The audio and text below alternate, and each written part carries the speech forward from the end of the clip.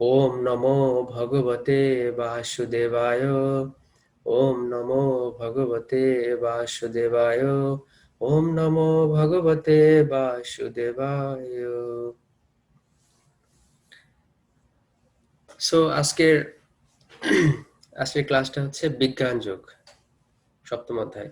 তো তাহলে আমাদের আজকের এই বিজ্ঞান যোগের এখানে আমরা দেখবো যে এখানে টোটালি আমরা মানে 6টা মানে 6টা সেকশন আমরা দেখবো এখানে। সেকশন 1 এটা আপনারা যেটা করতে পারেন, এটা হচ্ছে লিখে লিখে রাখতে পারেন। তাহলে সুবিধা হবে কি, আমি হয়তো এই স্লাইড হয়তো আর ব্যাক নাও করতে পারি। হ্যাঁ, আমি হয়তো সরাসরি ভগবদ্গীতা চলে যাব, তখন যেন বুঝতে সুবিধা হয় কোন কোন শ্লোক মানে কোন সেকশনে কোন পার্টটা আছে। ওকে, সো সেকশন এ হচ্ছে কি শ্লোক নাম্বার 1 to 3, এখানে হচ্ছে importance of hearing about Krishna. যে যে মানে কৃষ্ণ সম্বন্ধে মানে শ্রবণ করার কি গুরুত্ব, এবং সেটা কৃষ্ণ স্বয়ং বলছেন। হ্যাঁ, তারপরে সেকশন বি হচ্ছে 4 to 11 টেক্সট।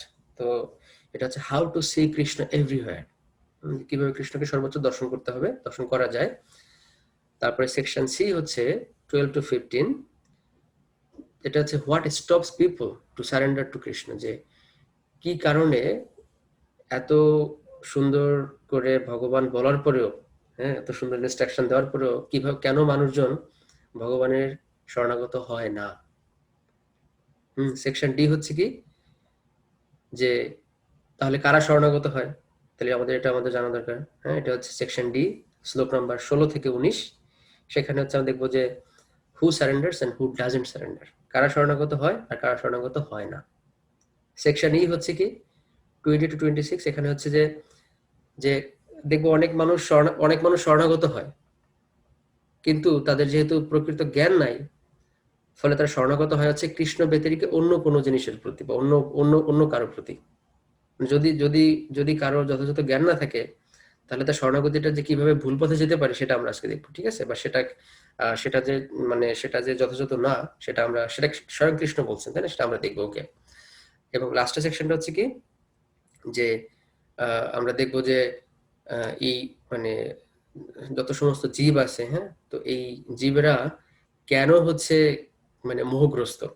মানে মোহগ্রস্ত বলতে আমি যদি বলি যে তারা তারা কেন ভগবানের মানে কি বলা যেতে পারে, তারা আসলে এই জড়জগতে যে তারা তারা যে আসলে কি বলে কনফিউজড, বা তারা আসলে অশান্ত, বা তারা হচ্ছে যথাযথ তাদের দিক নির্দেশনা তারা পায় না।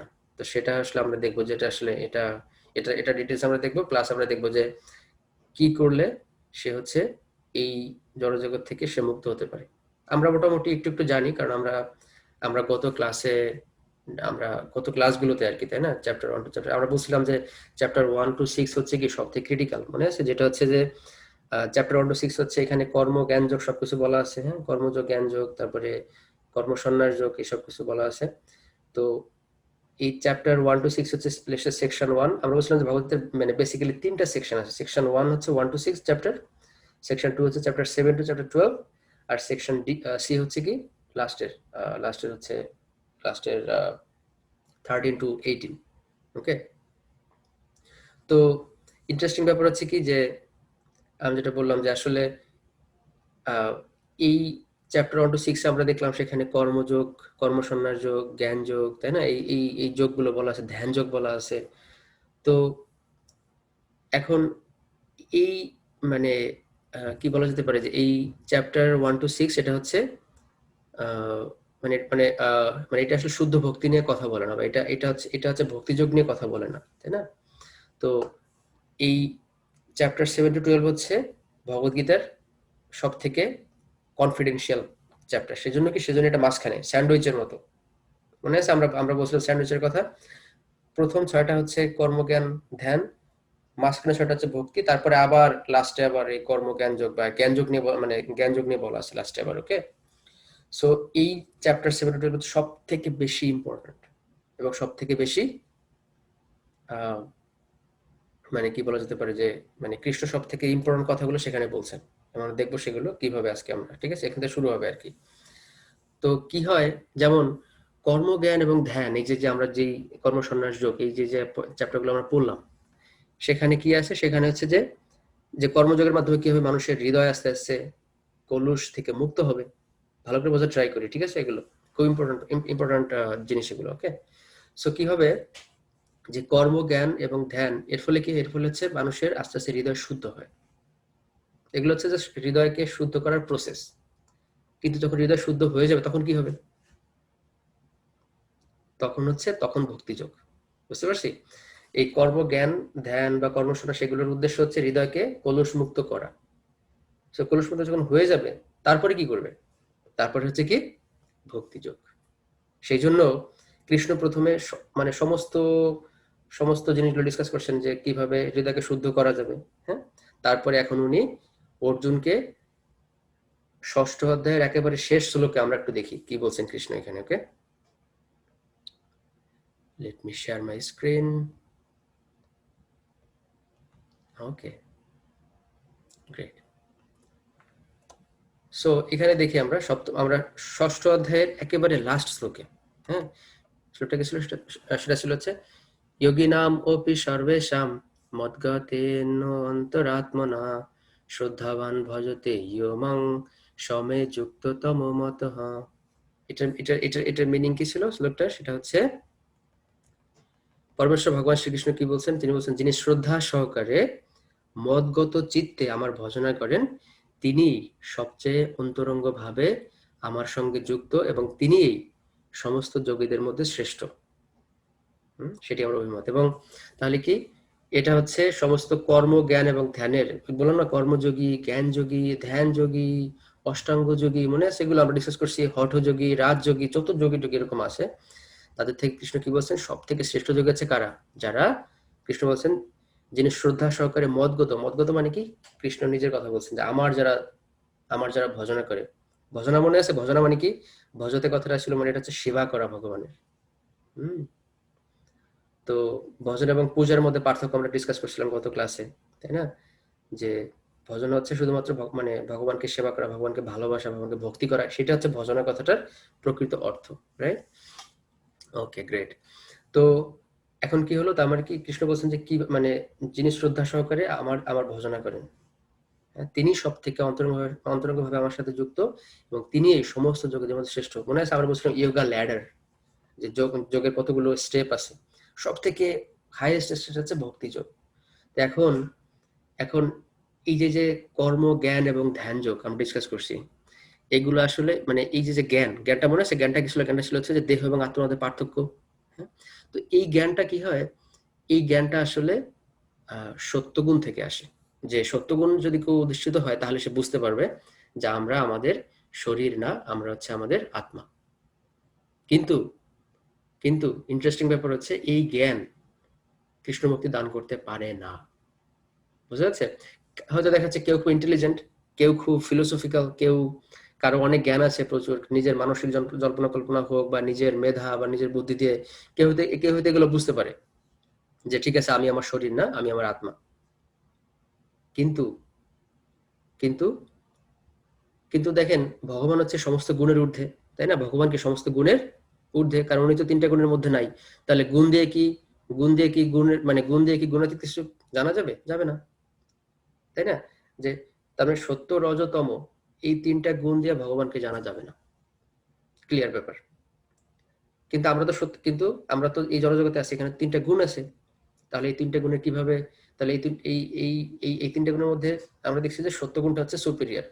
সত্য গুণের মাধ্যমে আমরা বুঝতে পারি যে আমরা আমাদের শরীর না, আমরা আমাদের আত্মা। কিন্তু কিন্তু কৃষ্ণ সম্বন্ধে মানে জানার জন্য হচ্ছে আমাদেরকে এই গুণের বাইরে যেতে হবে। সেটা কিভাবে সম্ভব, সেটা হচ্ছে ভগবানের কথা শ্রবণ করার মাধ্যমে। হম, এটা হচ্ছে এটা হচ্ছে মানে কৃষ্ণ এইভাবে আমরা দেখবো যে কৃষ্ণ আসলে মানে কেন, মানে দেখবো যে পরবর্তী চ্যাপ্টার কিভাবে শুরু হয়েছে। কারণ লাস্টের চ্যাপ্টারে মানে কৃষ্ণ বলছেন যিনি শ্রদ্ধাবান, হ্যাঁ, যিনি হচ্ছে আমার চিন্তা করেন। কারণ তাহলে কি হবে, তাহলে হচ্ছে আমরা গুণের মানে যে তিনটা গুণ আছে, এই তিনটা গুণের বাইরে সেটাকে বলে শুদ্ধ সত্য। সেটা হচ্ছে ভগবানের প্রতি শুদ্ধ ভক্তি যেটা। সেটা কিভাবে হয়, সেটাকে মানে এটাকে বলে অবরোহ পন্থা বলে, এটা করে ডিসেন্ডিং প্রসেস। বুঝতে পারছি? এটা হচ্ছে নিজের চেষ্টায় এটা হয় না। যেটা বললাম যে নিজের চেষ্টাগুলো হচ্ছে সত্যগুণের পর্যন্ত যাওয়া যায়, কিন্তু ভগবানের কৃপা না হইলে বা ভগবানের ভক্তের কৃপা না হইলে আমরা এই যে এই সত্যি এই ৩ টা গুণের বাইরে আমরা কখনোই যেতে পারি না। বুঝতে পারছি? সো তাহলে মানে আমার পয়েন্ট এখানে কি বললাম? পয়েন্টটা হচ্ছে যে এই সত্য গুণের উপরে যেতে হলে তখন আমাদেরকে মানে এটাকে বলে ডিসেন্ডিং প্রসেস, মানে এটা অবরোহ পন্থা বলে এটাকে। আমাদেরকে শাস্ত্র, আমাদেরকে গুরু কিংবা আমাদেরকে শুদ্ধ ভক্তদের শ্রীমুখ থেকে ভগবানের কথা শ্রবণ করতে হয়, অথবা অথবা অথবা ভগবানের স্বয়ং মানে স্বয়ং ভগবানের শ্রীমুখ থেকে মানে সেই মানে ভগবান বিষয়ক কথা শ্রবণ করতে। তাহলে আমরা কি, তাহলে আমরা এই সত্য গুণের উপরে যেটা আছে সত্য, শুদ্ধ সত্য যেটা বলে, বা সমস্ত গুণাতীত, হ্যাঁ, কারণ যেহেতু ভগবান গুণের বাইরে, উনি হচ্ছে গুণের অতীত। সেটাও এই চ্যাপ্টারে আমরা দেখবো যে ভগবান যে গুণের বাইরে সেটা নিজেই বলছেন। ওকে, আচ্ছা, গ্রেট। তাহলে কনটেক্সটটা বুঝতে পারছি যে পরবর্তী চ্যাপ্টার তাহলে কি, তাহলে আমাদের কি, আমাদের এই যে আমাদের ডিসেন্ডিং প্রসেস যেতে হবে। ডিসেন্ডিং প্রসেসটা কি? অবরোহ পন্থা। সেই ডিসেন্ডিং প্রসেসে এখন কৃষ্ণ বলবেন কেন শ্রবণ করা অত্যন্ত গুরুত্বপূর্ণ ভগবানের সম্বন্ধে। ক্লিয়ার? তাহলে চ্যাপ্টার 7টা শুরু করে, এবং এটা হচ্ছে বিজ্ঞান যোগ। বিজ্ঞান মানে কি? শুধু কিন্তু জ্ঞান না, বিজ্ঞান হচ্ছে বিশেষ জ্ঞান, তাই না? আমরা যে জ্ঞানটা আমরা পাইছি সেই জ্ঞানটাকে আমাদের জীবনে অ্যাপ্লাই করতে হবে, তাই তো, সেটা বিজ্ঞান। এখন আমি সবকিছু জানি কিন্তু আমি কোনো কিছু অ্যাপ্লাই করি না, তাহলে কি সেটা কি আসলে প্রকৃত জ্ঞান হলো? সেটা শুধু জ্ঞানের পর্যায়ে থেকে গেল, সেটা বিজ্ঞান হলো না। সেই জন্য এটা হচ্ছে বিজ্ঞান যোগ, নলেজ অফ অ্যাবসলিউট ট্রুথ। ওকে, ঠিক আছে, তাহলে আমরা ব্যাকগ্রাউন্ডে মোটামুটি জানলাম। তাহলে প্রথম শ্লোকটা কি বলছেন কৃষ্ণ এখানে? হ্যাঁ, কৃষ্ণ বলছেন, শ্রী ভগবান উবাচ ময়া শক্ত মনা পার্থ যোগম যুঞ্জন্মদাশ্রয়ঃ অসংশয়ং সমগ্রং মাং যথা জ্ঞাস্যসি তচ্ছৃণু। শ্লোকটার অর্থটা হচ্ছে, শ্রী ভগবান বললেন, হে পার্থ, আমাতে আসক্ত চিত্ত হয়ে আমাতে মনোনিবেশ করে যোগাভ্যাস করলে কিভাবে সমস্ত সংশয় থেকে মুক্ত হয়ে আমাকে জানতে পারবে তা শ্রবণ করো। তাহলে বলছে হিয়ারিংটা কত ইম্পর্টেন্ট। এবং এবং এবং এবং দেখেন, মানুষের যদি সমস্ত অঙ্গ মানে যদি সমস্ত অঙ্গেরও যদি বিকল হয়ে যায়, কিন্তু এই হিয়ারিংটা হচ্ছে সব থেকে পাওয়ারফুল।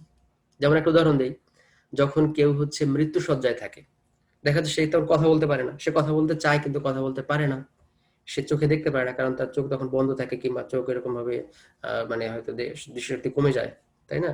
কিন্তু সে শুনতে পায়। সেই জন্য দেখবেন যে মানে মৃত্যুসজ্জায় গেলে বা এরকম তখন হচ্ছে কানে কানে হরে কৃষ্ণ মহামন্ত্র বললে, কিংবা বিভিন্ন প্রসেস যেগুলো সেগুলো বলে। কারণ কি, হিয়ারিংটা সব থেকে ইম্পর্টেন্ট। কারণ কি হয়, হিয়ারিংটা কি হয়, এই আমরা যখন শ্রবণ করি তখন সেটা সরাসরি হৃদয়কে প্রবেশ করে, বুঝতে পারছি? সেজন্য হচ্ছে শ্রবণ করলে কি হবে, হৃদয়ন্তস্থায়ী অভদ্রাণী বিধুনতি সুহৃৎ শতম, যে এই শ্রবণের মাধ্যমে কি হবে, আমাদের এই যে আমাদের হৃদয়ে কলুষ মুক্ত হবে। সেই জন্য কৃষ্ণ বলছেন যে এই যে মদগতেন অন্তরাত্ম না, এই যে সমস্ত যে তোমাকে যে বললাম, হে অর্জুন, যোগীদের মধ্যে সবচেয়ে শ্রেষ্ঠ যোগী হচ্ছে যে হচ্ছে আমার চিন্তা করে। কিভাবে সেটা শুরু হয়? সেটা শুরু হয় হচ্ছে শ্রবণ করার মাধ্যমে। সেই জন্য হিয়ারিং হচ্ছে সব থেকে ইম্পর্টেন্ট। এবং এবং আমরা জানি কি ভক্তির 9টা অঙ্গ আছে, তাই না? শ্রবণ, কীর্তন, স্মরণ, বন্দন, পাদ সেবন দাস্যরে, তাই না? পূজন, সখীজন, আত্মনিবেদন। তো এই প্রথমটা হচ্ছে শ্রবণ।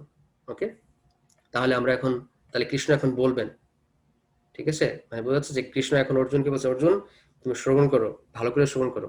এবং দেখেন চ্যাপ্টার 6 পর্যন্ত কি হয়েছে, সেখানে অর্জুন অনেক প্রশ্ন করছেন কৃষ্ণকে, তাই না? মাঝে মধ্যে অর্জুন জিজ্ঞেস করছেন, কৃষ্ণ আমি এটা বুঝি নাই, এটা তুমি কি বলছো, এটা তুমি একবার এই কথা বলছো, এখন এটা আরেক কথা বললা, তাহলে এটা মানে কি?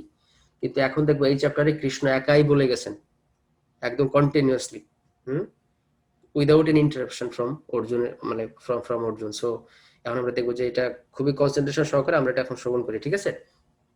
ওকে, গ্রেট। তো এখন তাহলে আমরা তাহলে আচ্ছা, এখানে এই চ্যাপ্টারটা মানে খুবই মানে কি বলবো অ্যামেজিং পার্ট, সবগুলো পার্ট হচ্ছে অ্যামেজিং। তো এই যখন আপনারা এগুলো যদি বাসায় পড়বেন তখন চ্যাপ্টারগুলো মানে পার্ট সব সুন্দর করে পড়বেন, তাহলে দেখবেন যে ভক্তির এটা হচ্ছে একেবারে কি বলা যেতে পারে যে মানে এটা সব থেকে গুহ্য ব্যাপার, সব থেকে কনফিডেন্সিয়াল। ওকে, আচ্ছা, তাহলে শ্লোক নম্বর 2টা দেখি।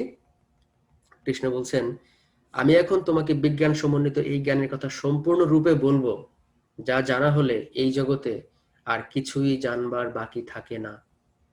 এরকম কনফিডেন্স সহকারে পৃথিবীর আর কোনো কোথায় বলা আছে? হ্যাঁ, হোয়াট ডু ইউ থিঙ্ক? এইভাবে কেউ বলবে কোনোদিন যে দেখো আমি তোমাকে এখন এমন কিছু বলবো, if you know that there is nothing left to be known, হ্যাঁ, এইরকম মানে কনফিডেন্স আপনি, আমি যদি একটা এরকম বলি যে অন্য যে কোনো ধর্মগ্রন্থ কথা যদি বলি সেখানে এইভাবে, যেমন যেমন হচ্ছে ইয়াতে বাইবেলে বলা আছে, যীশু খ্রিস্ট বলছেন যে মানে এরকম হচ্ছে যে তোমাদেরকে অনেক কিছু বলার ছিল কিন্তু সেগুলো শোনার মতো তোমাদের এখনো ক্যাপাবিলিটি হয়নি, কিন্তু এখন আমরা কি দেখতে পাচ্ছি এখানে। তারপর অনেক কিছু এরকম আছে যে এই সম্বন্ধে কোশ্চেন করা যাবে না, কিন্তু এখানে দেখতে পাচ্ছি যে কৃষ্ণ কি বলছেন অর্জুনকে, অর্জুন তোমাকে এখন আমি এমন জ্ঞানের কথা বলবো যেই জ্ঞান শুনলে আর কোনো জ্ঞান জানার বাকি থাকবে না। হ্যাঁ, such an amazing statement from Krishna, তাই তো? গ্রেট। এবং এবং এবং এবং এই এই কথাটা অর্জুনকে কেন কৃষ্ণ বলছেন? কারণ অর্জুন হচ্ছে ভক্ত। মনে আছে একটা শ্লোক ছিল, ভক্ত অসি সখা চেতি, ভক্ত অসি মে সখা চেতি, যে অর্জুন তুমি আমার ভক্ত, তুমি আমার ডেভোটি। এটা হচ্ছে কোয়ালিফিকেশন। তার মানে এটা যে কাউকে বললেই সে বুঝতে পারবে না। সেই জন্য যেমন কোন একটা জমিতে যদি কোনটা জমি থেকে যদি জমি যদি চাষ না করে যদি সেখানে ধান লাগায়, সেখানে ধান হবে? হবে? What do think? হবে না।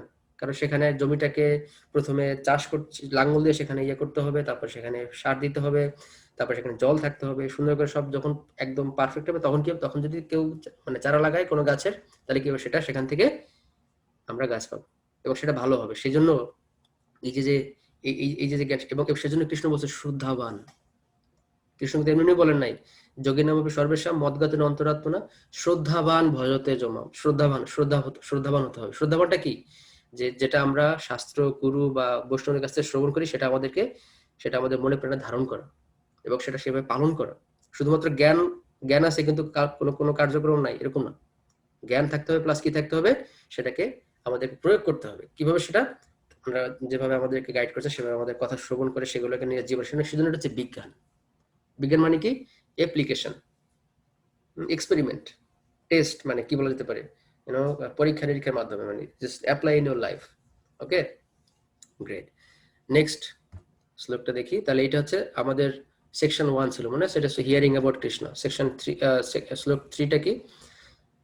মনুষ্যানাম সহস্রেষু কশ্চিৎ যততি সিদ্ধয়ে যততামপি সিদ্ধানাম কস্মিৎ মাম বেত্তি তত্ত্বতঃ। বলছে হাজার হাজার মানুষের মধ্যে কদাচিৎ কোনো একজন সিদ্ধি লাভের জন্য যত্ন করেন, আর সেই প্রকার যত্নশীল সিদ্ধদের মধ্যে কদাচিৎ একজন আমাকে, অর্থাৎ আমার ভগবত স্বরূপকে তত্ত্বত অবগত হন। তাহলে বোঝা যাচ্ছে এটা আসলে কত কনফিডেন্সিয়াল। হাজার হাজার মানুষের মধ্যে মাত্র একজন সে সিদ্ধি লাভের চেষ্টা করে। এরকম যারা সিদ্ধি লাভ করছে তাদের মধ্যে আবার হাজার হাজারের মধ্যে একজন হচ্ছে সে কৃষ্ণকে জানতে পারে। তাহলে কৃষ্ণকে জানাটা কত ডিফিকাল্ট। এবং এবং এবং এবং এবং সেই জন্যই এখানে আসতেছে কি, সেই জন্য এখানে আসতেছে যে এই শ্রবণ করা এবং শুদ্ধ ভক্তদের শ্রীমুখ থেকে এই জ্ঞানটা আমাদেরকে জানা, তাদের নির্দেশ ফলো করা।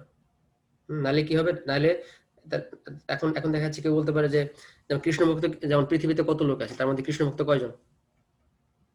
খুবই কম, তাই না? সো এটা এটা কিন্তু অস্বাভাবিক না। কেন? কারণ এখানে কৃষ্ণ স্বয়ংই বলছেন যে হাজার হাজার মানুষের মধ্যে কদাচিৎ একজন সিদ্ধি লাভের জন্য যত্ন করেন, এবং সেখান থেকে কদাচিৎ একজন হয়তো সে হচ্ছে কৃষ্ণকে জানতে পারে বা কৃষ্ণের ভক্ত হয়। সো সেই জন্য আমাদেরকে বুঝতে হবে যেটা এটা হচ্ছে মানে এটা অমূল্য। হুম, এর উপরে কিছু নাই। ওকে, গ্রেট। তো এখানে যেটা বলছে যে এই যে জ্ঞানটা, এই জ্ঞানটা আসলে কি? যেমন আপনারা দেখবেন ভগবান নিয়ে কত কনফিউশন। আমরা খুব লাকি, যেটা বললাম যে শিল প্রভুপাদ আমাদেরকে একদম ক্লিয়ারলি সবকিছু ডিফাইন করছেন। যেমন আপনি জিজ্ঞেস করবেন ভগবান সম্বন্ধে, বলবে ভগবান হচ্ছে নিরাকার, ভগবান কৃষ্ণ না, ভগবান হচ্ছে এই, ভগবান হচ্ছে সেই, এটা সেটা বিভিন্ন কিছু বলবে। কিন্তু এই জ্ঞানটা কি? এই জ্ঞানটা হচ্ছে কি, মানে ভগবান যে সমস্ত কিছুর পরম, হ্যাঁ, সমস্ত কিছুর পরম, মানে পরম গন্তব্য যদি বলি, বা সবকিছুর পরম কারণ, সেটা হচ্ছে স্বয়ং ভগবান। এবং তিনি সবিশেষ, তিনি নির্বিশেষ না। He is not impersonal, he is supreme personality of Godhead. যারা আমরা জানি ভগবানের রিয়েলাইজেশনের তিনটা পর্যায়ে আছে, মনে আছে? আমরা এরকম একটা ডিসকাশন হচ্ছে ব্রহ্ম, পরমাত্মা, তারপর হচ্ছে ভগবান। এরকম শ্রীমদ্ ভাগবতম এরকম আছে, বদন্তি তত্ত্বস্থ বিদস্তত্ত্বম যজম জ্ঞানম অব্যয়ম ব্রহ্মেতি পরমাত্মেতি ভগবানিতি শব্দতে। তো এই প্রসঙ্গে একটা এরকম সুন্দর গল্প ছিল, আমি এটা বলছিলাম কিনা, আমি আবার তাহলে মানে এটা বলি আবার। সেটা হচ্ছে যে আহ, একবার, আচ্ছা, একজন বাবার 3 জন ছেলে ছিল, হ্যাঁ? তো তারা চিন্তা করছে, তারা তো বাবাকে বলছে, বাবা আমি ট্রেন দেখবো। কি দেখবে? ট্রেন দেখবে। তো ওকে, ঠিক আছে, ট্রেন দেখবে। তো তখন ওই টাইমটা ছিল হচ্ছে মানে ইভিনিং টাইম এরকম ছিল। তো তাদের বাড়ির পাশে ট্রেন লাইন ছিল। তো তার ছোট ছেলে বলছে, বাবা আমি শুনতে পাচ্ছি ট্রেন আসতেছে, লেটস গো অ্যান্ড, মানে হচ্ছে আমি গিয়ে দেখে আসি ট্রেনটা। তো সেই ছোট ছেলেটা কি করছে, সেই ছোট ছেলেটা দ্রুত গিয়ে ট্রেনের কাছে গেছে, গিয়ে সে শুধু দূর থেকে শুধু লাইট দেখছে ট্রেনের। কারণ ট্রেনের তো লাইট লাগবে, তাই না? কারণ যেহেতু অন্ধকার হয়ে যাচ্ছে। তখন কি হলো, তখন ওই লোক মানে ওই ছেলেটা সে দূর থেকে দেখে বাবাকে এসে বলছে, বাবা আমি ট্রেন দেখছি। বলছে, তুমি কি দেখছো ট্রেনের? বলছে, ট্রেন দেখছি, ট্রেনটা হচ্ছে আলো। ট্রেনটা হচ্ছে আলো, ঠিক আছে? ট্রেনটা হচ্ছে জাস্ট লাইট। তারপরে তার মেজো ছেলে, সে একটু পরে গেছে, সে দেখছে ট্রেনটা যখন থামছে, তখন সে দেখলো যে ট্রেনটা আসলে জাস্ট নট অনলি লাইট। হুম ট্রেনটা হচ্ছে একটা ট্রেন, এরকম অনেকগুলো বগি আছে সে দেখতে পাচ্ছে। তারপর দেখছে সে ট্রেনটা একটা শেপ দেখতে পাচ্ছে সে। তখন সে এসে তার বাবাকে বলছে, দেখো বাবা, আমিও ট্রেন দেখছি, কিন্তু ট্রেনটা আসলে শুধু লাইট না, ট্রেনটা আসলে বগি, মানে সেখানে অনেক বগিও আছে, অনেকগুলো কম্পার্টমেন্ট আছে। তো তার যে বড় ছেলে, সে কি করছে, সে হচ্ছে ট্রেনটা যখন থামছে, তখন সে ট্রেনের ভিতরে ঢুকে সে দেখলো যে ও আছে, এর মধ্যে অনেক সুন্দর সুন্দর রুম আছে। হ্যাঁ, তারপরে হচ্ছে কি আছে, তারপরে হচ্ছে যে দেখলো যে এখানে ইঞ্জিন আছে, একজন ড্রাইভার আছে। হ্যাঁ, তারপরে আবার সুন্দর ডেকোরেশন করা আছে। তো সে এসে বলছে যে বাবাকে যে, "বাবা, আমি দেখলাম ট্রেনটা তো আসলে ট্রেনের মধ্যে কম্পার্টমেন্টের মধ্যে এই আছে সেই আছে, মানে ডিটেল, আরো ডিটেলসে।" এখন তারপরে তার মানে কি, 3 জনের কোনোটাই রং না, বাট কোনটা পরিপূর্ণ? পরিপূর্ণ হচ্ছে যে দেখছে যে না, ট্রেনের এরকম ভিতরে রুম আছে, কম্পার্টমেন্ট আছে, ইঞ্জিন আছে, লাইটও আছে, এভরিথিং ইজ আছে, তাই না? Like you will get everything there. So এটা হচ্ছে সেই একইভাবে ব্রহ্ম, পরমাত্মা। তা ব্রহ্মটা হচ্ছে কি, ওই যে যদি কেউ বলে যে আচ্ছা হ্যাঁ, ব্রহ্ম হচ্ছে নির্বিশেষ, মানে কি ভগবান হচ্ছে নির্বিশেষ, এটা হচ্ছে একদম প্রাইমারি রিয়েলাইজেশন। এবং আমরা দেখবো আজকে দেখবো যে কৃষ্ণ ওদেরকে কি বলছেন। কৃষ্ণ ওদেরকে কি বলছে সেটা আজকে দেখবো, যে যারা এভাবে চিন্তা করে, যারা এই সিদ্ধান্তে আসে যে কৃষ্ণ হচ্ছে বা ভগবান হচ্ছে নির্বিশেষ, ভগবান হচ্ছে পরমাত্মা, বা ভগবান হচ্ছে সুপার সোল, এরকম এইগুলো যারা বলে, আজকে দেখবো যে কৃষ্ণ কি বলছে ওদেরকে। এবং সেই জন্যই এই জ্ঞানটা আজকে আমরা দেখবো যে কৃষ্ণ কিভাবে বলছে যে দেখো, এই সমস্ত কিছুর ঊর্ধ্বে হচ্ছে ভগবান রিয়েলাইজেশন। বুঝতে পারছি? ওকে, গ্রেট। তো সেই জ্ঞানটা আজকে আমাদের আস্তে আস্তে ম্যানিফেস্ট হবে এখানে।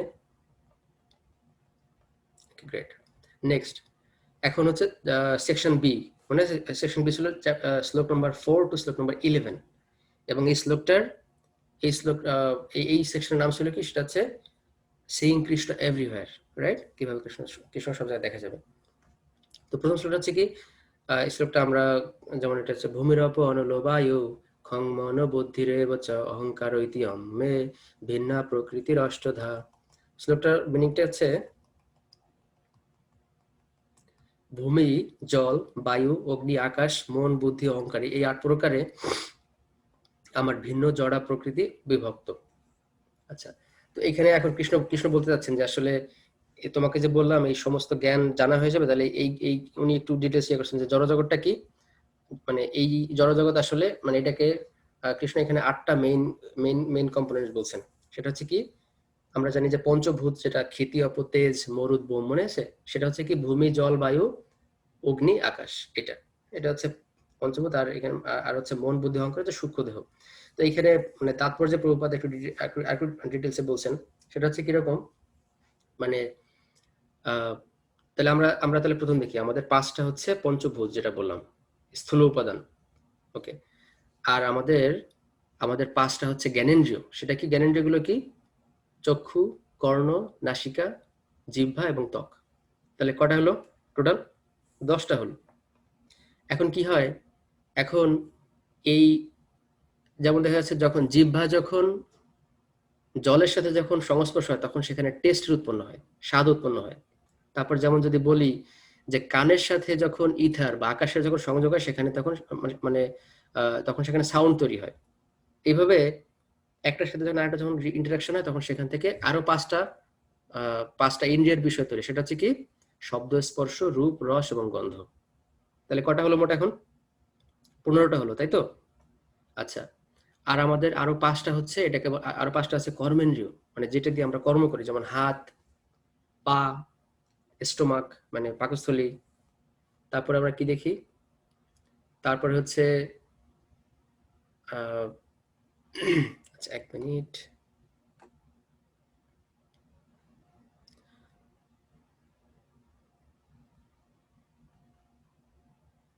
সো যেটা বললাম আর কি, যে হাত, পা, পাকস্থলী, তারপরে হচ্ছে রেকটাম মানে আমাদের রেচনতন্ত্র যেটা আছে, মানে আমাদের হ্যাঁ রেকটাম, আর হচ্ছে কি, এবং লাস্টে হচ্ছে জেনিটালস। সো এগুলো হচ্ছে কর্মেন্দ্রিয়।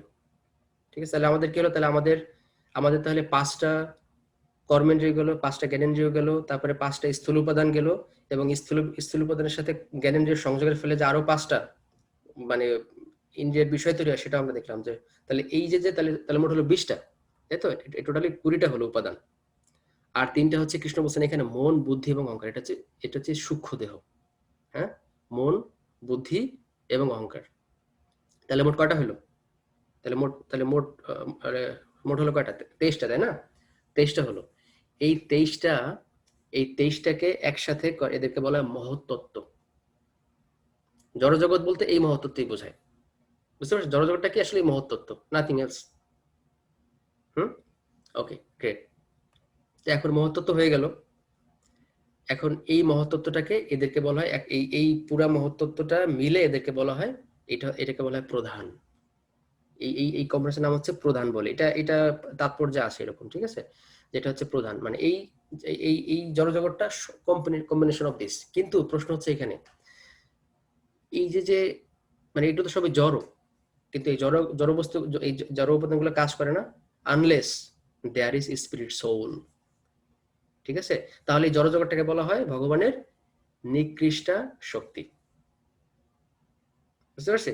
তো এই যে এখানে এখানে কৃষ্ণ বলছেন এই 8 প্রকার আমার ভিন্ন, মানে ভিন্ন মানে সেপারেটেড এনার্জি। এটা হচ্ছে কৃষ্ণের ভিন্ন, মানে কৃষ্ণের হচ্ছে মানে কি বলবো, বহিরঙ্গা শক্তি। ঠিক আছে, ওকে, যাক। তারপর আমরা নেক্সট শ্লোকে দেখি। তাহলে আমরা দেখলাম মানে মানে এটা হচ্ছে নিকৃষ্ট শক্তি, যেটা যেটা কি, যেটা হচ্ছে জড়জগতের যেটা। ঠিক আছে, আচ্ছা। তারপরে আসলো কি, হে মহাবাহ, এই নিকৃষ্ট প্রকৃতি ব্যতীত আমার আরেকটি উৎকৃষ্ট প্রকৃতি রয়েছে। হুম, তাহলে দেখতে পাচ্ছি কি, এই জড়জগৎ যেটা আছে, এই জড়জগৎটা অ্যাক্টিভ না, দিস ইজ ইনার্ট, যেটা হচ্ছে নিষ্ক্রিয়। কিন্তু এই জড়জগতের সাথে যখন এই উৎকৃষ্ট শক্তির যখন সংমিলন হয়, তখন সেটা তখন সেটা অ্যাক্টিভ হয়।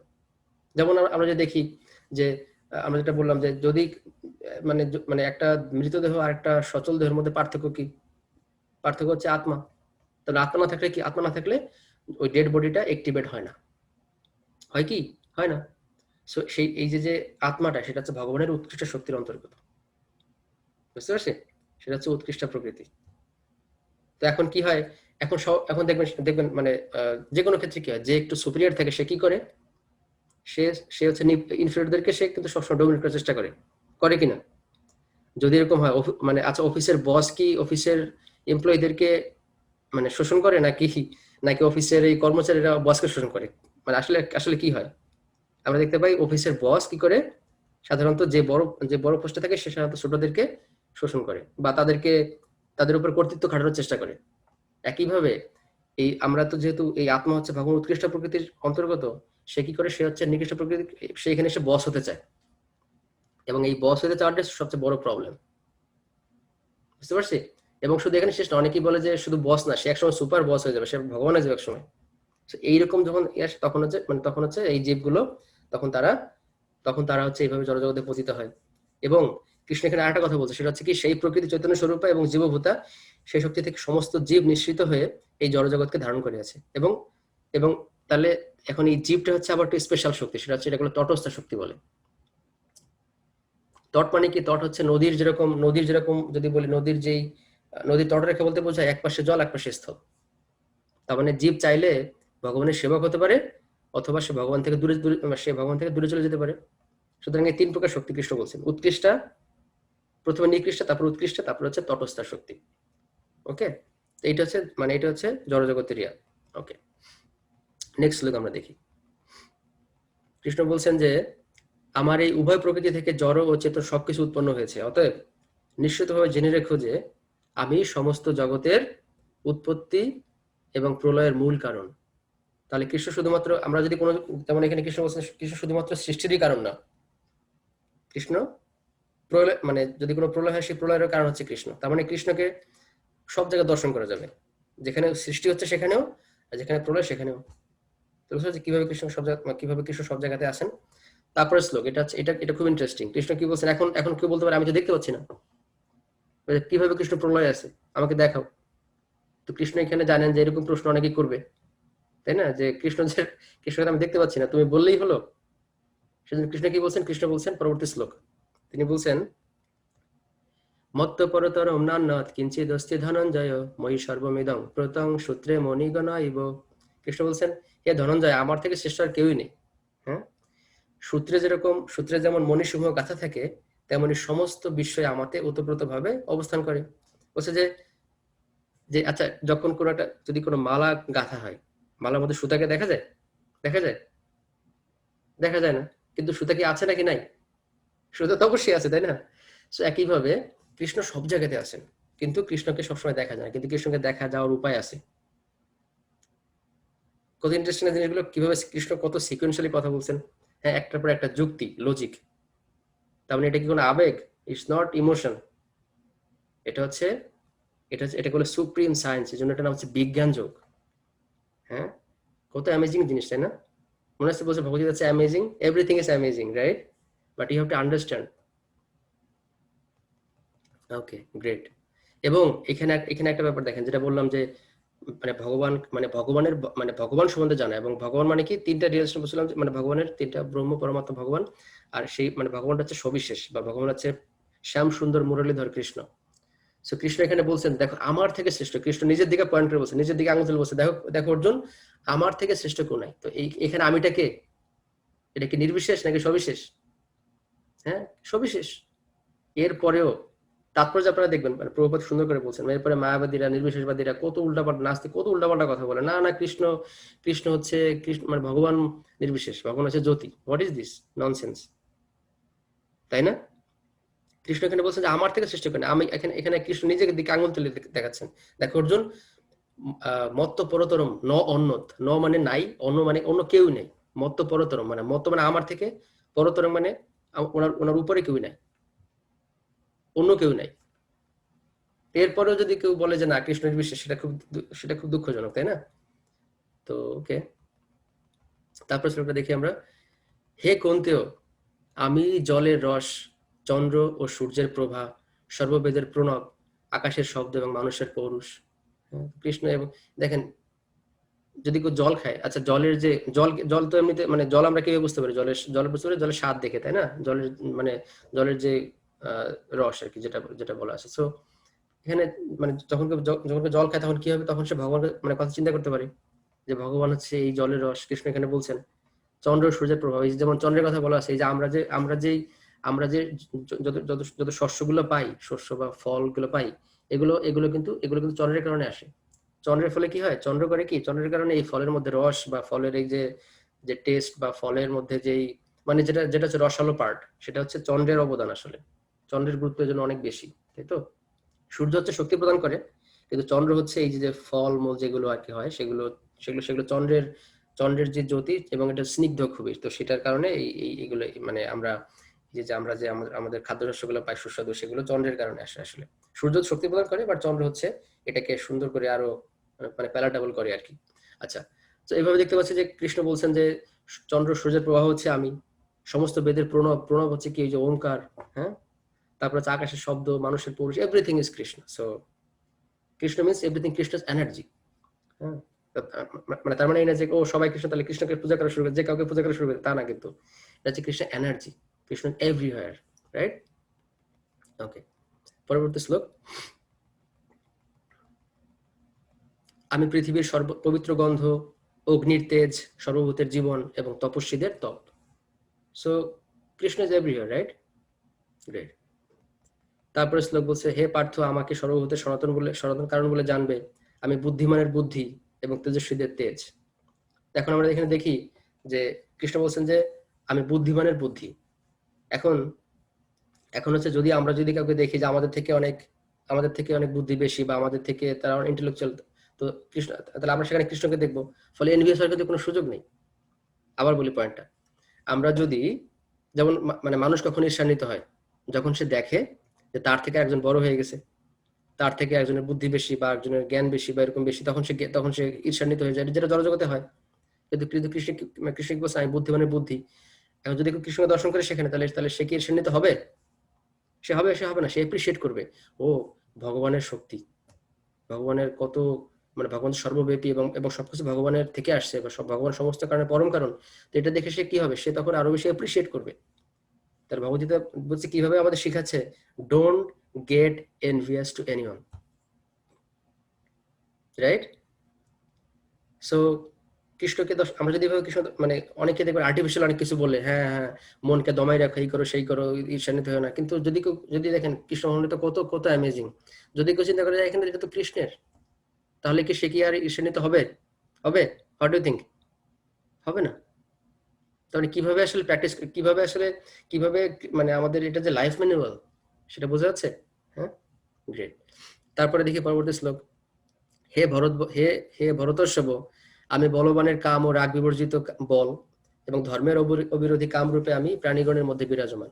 সো এইখানে এই শ্লোকটা খুব ইন্টারেস্টিং। মানে এখানে হচ্ছে যে কৃষ্ণ বলছে যে আমি বলবানের কাম ও রাগ বিবর্জিত বল, যে মানে এমন না যে এই যে মানে লাস্ট ডিজায়ার কিংবা যে অ্যাঙ্গার বলছে এইগুলো, মানে মানে কি বলা যেতে পারে, এটা হচ্ছে যে কৃষ্ণ বলছেন যে মানে যেটা যেটা যেটা শুদ্ধ, যেমন যেমন এখানে মানে এই শ্লোকে আমরা যদি দেখি যে শিল প্রভুপাদ বলছেন যে যে বলবান তার কর্তব্য হচ্ছে দুর্বলকে রক্ষা করা। ব্যক্তিগত স্বার্থ সিদ্ধির জন্য যখন অপরকে আক্রমণ করা হয়, লুণ্ঠন করা হয়, তখন সেটি বলের অপচয় করা হয়। যেটা আমরা দেখি পলিটিশিয়ান বা যত যত এরকম ভাবে যারা একটু যারা একটু ক্ষমতা আসে, তারা কি করে, তারা সবসময় চেষ্টা করে তাদের নিচে যারা আছে ওদেরকে শোষণ করার জন্য, কিন্তু সেটা বলের অপচয় করা হয়। হ্যাঁ, তো কি বলছেন, তেমনি কাম বা যৌন জীবনের উদ্দেশ্য হচ্ছে ধর্মপ্রাণ সন্তান উৎপাদন করা। তা না করে যদি ইন্দ্রিয় তৃপ্তির জন্য যৌন জীবন যাপন করা হয়, তা অন্যায়। হ্যাঁ, প্রতিটি পিতামাতার কর্তব্য হচ্ছে, পরম কর্তব্য হচ্ছে তাদের সন্তানদের কৃষ্ণ ভাবনাময় করে গড়ে তোলা। তো তার মানে এখানে কৃষ্ণ বলছেন যে ইভেন মানে কি বলা যেতে পারে যে আহ, মানে যৌন জীবনটাও, মানে সেটাও কৃষ্ণের জন্য হতে পারে। এবং সেটা কিভাবে, সেটা হচ্ছে যদি সেটা কৃষ্ণ ভাবনার মতো সন্তান উৎপাদন করার জন্য হয়। বুঝতে পারছি? So Krishna is everywhere, there is no point that where you can't see Krishna, right? আচ্ছা, তো এটা ছিল হচ্ছে সেকশন বি, যে কিভাবে আমরা কৃষ্ণকে সব জায়গায় দেখতে পারি, রাইট? ওকে। তো এখন হচ্ছে সেকশন সি ছিল কি মনে আছে? সেকশন সিটা আমরা আবার একটু দেখে আসি, যারা হয়তো পরে যারা লগ ইন করছে তাদের জন্য একটু দেখে আসি। সেকশন সি হচ্ছে what stops people to surrender to Krishna, যে কোন জিনিসগুলো কৃষ্ণকে, মানে কোন জিনিসগুলো আমাদেরকে কৃষ্ণের প্রতি শরণাগতি হতে আমাদেরকে বাধা প্রদান করে। হ্যাঁ, সেটা আমরা দেখি এখন। ওকে, গ্রেট। আচ্ছা, সো শ্লোক 12টা দেখি আমরা। তো এখানে প্রথমে কৃষ্ণ বলছেন যে সমস্ত সাত্ত্বিক, রাজসিক ও তামসিক ভাবসমূহ আমার থেকে উৎপন্ন বলে জানবে। আমি সেই সকলের অধীন নই, কিন্তু তারা আমার শক্তির অধীন। তো এখানে ব্যাপারটা হচ্ছে যে আমরা দেখলাম যে কৃষ্ণ ইজ এভরিওয়্যার, তাই না? আমরা পূর্বের সেকশনে দেখলাম কৃষ্ণ ইজ এভরিওয়্যার, তিনি সব সব জায়গাতে আছেন। তার মানে কি এই যে তিনি, হ্যাঁ তার মানে তিনি তিনি সব জায়গাতে আছেন, কিন্তু তিনি ইন্ডিপেন্ডেন্ট। হুম তো এটা কিরকম যে কৃষ্ণ, আমি দেখতে মানে আমরা বললাম কৃষ্ণ জড়া, মানে কৃষ্ণ হচ্ছে জড়গুণের অতীত। আবার আমরা এটাও দেখলাম যে কৃষ্ণের সমস্ত, এর মধ্যে সমস্ত জড়তার মধ্যে কৃষ্ণ আছেন। তাহলে এটা কিভাবে বোঝা যাবে? এটার একটা বোঝার মানে একটা উপায় হচ্ছে, একটা যদি আমরা এক্সাম্পল দেই, যে কোনো একটা রাজা সে করে কি, সে হচ্ছে আইন প্রণয়ন করে কাদেরকে, দোষীদেরকে শাস্তি দেওয়ার জন্য, যারা ক্রিমিনাল ওদেরকে শাস্তি দেওয়ার জন্য রাজা আইন প্রণয়ন আইন প্রণয়ন করেন, তাই না? কিন্তু কিন্তু রাজা কি ওই ওই আইনের মধ্যে থাকেন? থাকেন? থাকেন না। বুঝতে পারছি? রাজা হচ্ছে আইন প্রণয়ন করে ওই মানে দোষীদেরকে শাস্তি দেওয়ার জন্য, যদিও তিনি আইন প্রণয়ন করছেন, বাট তিনি ওই আইনের আওতার মধ্যে নাই। একইভাবে একইভাবে কৃষ্ণ যদিও সমস্ত কিছুর মধ্যে আছেন, কৃষ্ণ সবকিছু নিয়ন্ত্রণ করতেছেন, but Krishna is not within this material mode of nature. Krishna বলছেন আমি সে সকলের অধীন নই, কিন্তু তারা আমার শক্তির অধীন, যে কৃষ্ণ হচ্ছেন ইন্ডিপেন্ডেন্ট। হুম ওকে, গ্রেট। তারপরে শ্লোকটা দেখি আমরা। সত্য, রজ ও তম তিনটি গুণের দ্বারা মোহিত হওয়ার ফলে সমগ্র জগৎ এই সমস্ত গুণের অতীত ও অব্যয় আমাকে জানতে পারে না। তাহলে মনে আছে যে কৃষ্ণ বলছেন যে আমি আমি হচ্ছি অকর্তা, যদিও আমি সবকিছু সৃষ্টি করছি, বাট আমি অকর্তা। আবার জীব, আবার কৃষ্ণ বলছিলেন যে হ্যাঁ জীব হচ্ছে অকর্তা। তাহলে এত কিছু করে কে? মনে আছে এরকম একটা টপিকস আমাদের ডিসকাশনে ছিল এরকম। তাহলে কৃষ্ণ কিছু করেন না, জীবরাও কিছু করেন না, তাহলে এত কিছু করে কে? এটা হচ্ছে মোর্স অফ ম্যাটেরিয়াল নেচার। এবং কৃষ্ণ বলছিলেন যে you are responsible for what you are doing now, or what will be the result of your action. So Krishna এখন এখানে আবার ক্লিয়ার করে বলছেন, দেখো তিনটি গুণের দ্বারা মোহিত হওয়ার ফলে, তিনটি গুণটা কি? সত্য, রজ, তম। মোহিত হওয়ার ফলে সমগ্র জগৎ এই সমস্ত গুণের অতীত ও অব্যয় আমাকে জানতে পারে না, এই তিনটা গুণের কারণে। এই তিনটা গুণের সব থেকে বড় এটা কি? Identification with body. বুঝতে পারছি যে ও আচ্ছা আমি এটা, আমি সেটা, আমি আমেরিকান, আমি কেনেডিয়ান, আমি বাংলাদেশি, আমি ইন্ডিয়ান, হোয়াট এভার ইট ইস। বা আমি ব্রাহ্মণ, আমি ক্ষত্রিয়, বৈশ্য, শূদ্র, এরকম ভাবে যত কিছু ক্যাস্ট, ক্রিড, যত কিছু আছে, যত রিলিজিয়ন, হোয়াট এভার। সো এইটা হচ্ছে এই গুণের ফলে কি? এই গুণের লক্ষণ হচ্ছে, এবং এই গুণটা হচ্ছে এটা কোনো দড়ি। এই গুণটা কি? এই গুণের মানে গুণের একটা মানে শব্দ হচ্ছে এটা কোনো দড়ি। দড়ির কাজ কি? দড়ি দিয়ে করে কি? দড়ি দিয়ে বাইন্ধে রাখে মানুষকে, তাই না? সো কৃষ্ণ কি করছেন? কৃষ্ণ হচ্ছে সবাইকে এইভাবে, মানে যারা জড়জগতে যারা ভোগ করতেছে ওদেরকে আরো বেশি শক্ত করে বেঁধে রাখছেন। এই প্রসঙ্গে একটা হচ্ছে গল্প বলি এরকম। একবার একজন রাজা, সে চিন্তা করছেন যে না ঠিক আছে, আমি এই সমস্ত জিনিস থেকে ঊর্ধ্বে চলে যাবো, আমি এর মধ্যে আর থাকবো না, আমি জড়জগতের এই বন্ধন থেকে মুক্ত হয়ে যাব। এবং সে শুনছে কি? যে ভাগবত শ্রবণ করলে কি হয়? এই জড়জগৎ থেকে বের হয়ে যায়। সে কি করছে? সেজন্য সে একজন ভাগবত পাঠককে নিয়ে আসছে তার রাজ্যে, তার সভায়। তো ভাগবত পাঠককে নিয়ে আসার ফলে কি হয়েছে? নিয়ে আসার ফলে এখন সে হচ্ছে সেই যে ভাগবত পাঠক, সে হচ্ছে ওই যে টাকার বিনিময়ে আছে না পড়া, এরকম ভাবে যে ভাগবত সপ্তাহ করে অনেকে, যে অর্থের বিনিময়ে ভাগবত পড়া, এরকম ভাবে, মানে এরকম বিভিন্ন বিভিন্ন রকম পার্টি আছে, তারা এরকম এরকম নাম সম্প্রদায় আছে, তারা নাম করে কিন্তু তারা নামে টাকা নেয়, এরকম কিছু আছে। সো ওইরকম টাইপের, ঠিক আছে, একজনকে এরকম ভাবে ডেকে নিয়ে আসছে রাজা। আনার পরে সে কি করছে? তখন ওই ভাগবত পড়ুয়া সে ভাগবত পড়া শুরু করছে, এবং হচ্ছে রাজা শুনতেছে শুনে শুনে। কিন্তু পরে কি হলো? রাজা দেখতেছে সে আসলে জড়জগৎ থেকে বের হইতে পারে না। সে তার ওই যে জড়জগতের গুণ, সেখান থেকে বের হইতে পারে না। তখন সে বলছে আমি তো আগের মতোই, আমার তো কোনো পরিবর্তন মনে হচ্ছে না। তখন সে রাজা করছে কি? সেই ভাগবত পড়ুয়াকে শাস্তি দেওয়ার জন্য তাকে বেঁধে রাখছে। বলছে তুমি তুমি হচ্ছে আমাকে মুক্ত করতে পারো নাই, তাহলে তুমি এটা পরে কি লাভ হলো, শুনে কি লাভ হলো? তখন তাকে শাস্তি দেওয়া হবে, কঠোর শাস্তি। তা এখন এখন সলিউশন কি? এখন ওই ওই যে ভাগবত পড়ুয়া যে ব্যক্তি, মানে তার একটা মেয়ে ছিল ছোট, তো সে আর কি শুনছে যে তার বাবাকে বেঁধে রাখছে। তখন সে ওই রাজ্যে গিয়ে রাজাকে বলছে যে রাজামশাই, আপনি আমার বাবাকে কেন বেঁধে রাখছেন? পরে বলছে যে তোমার বাবা তো আমাকে এই যে 70 তমগুণ থেকে বের করতে পারে নাই, সেই জন্য তাকে আমি বেঁধে রাখছি।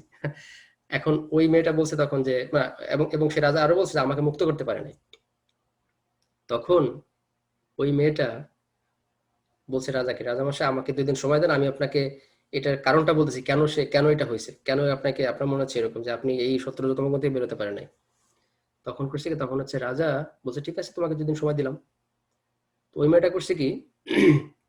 ওই মেয়েটা হচ্ছে যে এরকম ভাবে, মানে সে হচ্ছে একটা লোককে বলছে যে রাজামশাই আমি যেভাবে বলি আপনি সেভাবে আপনি কাজ করেন।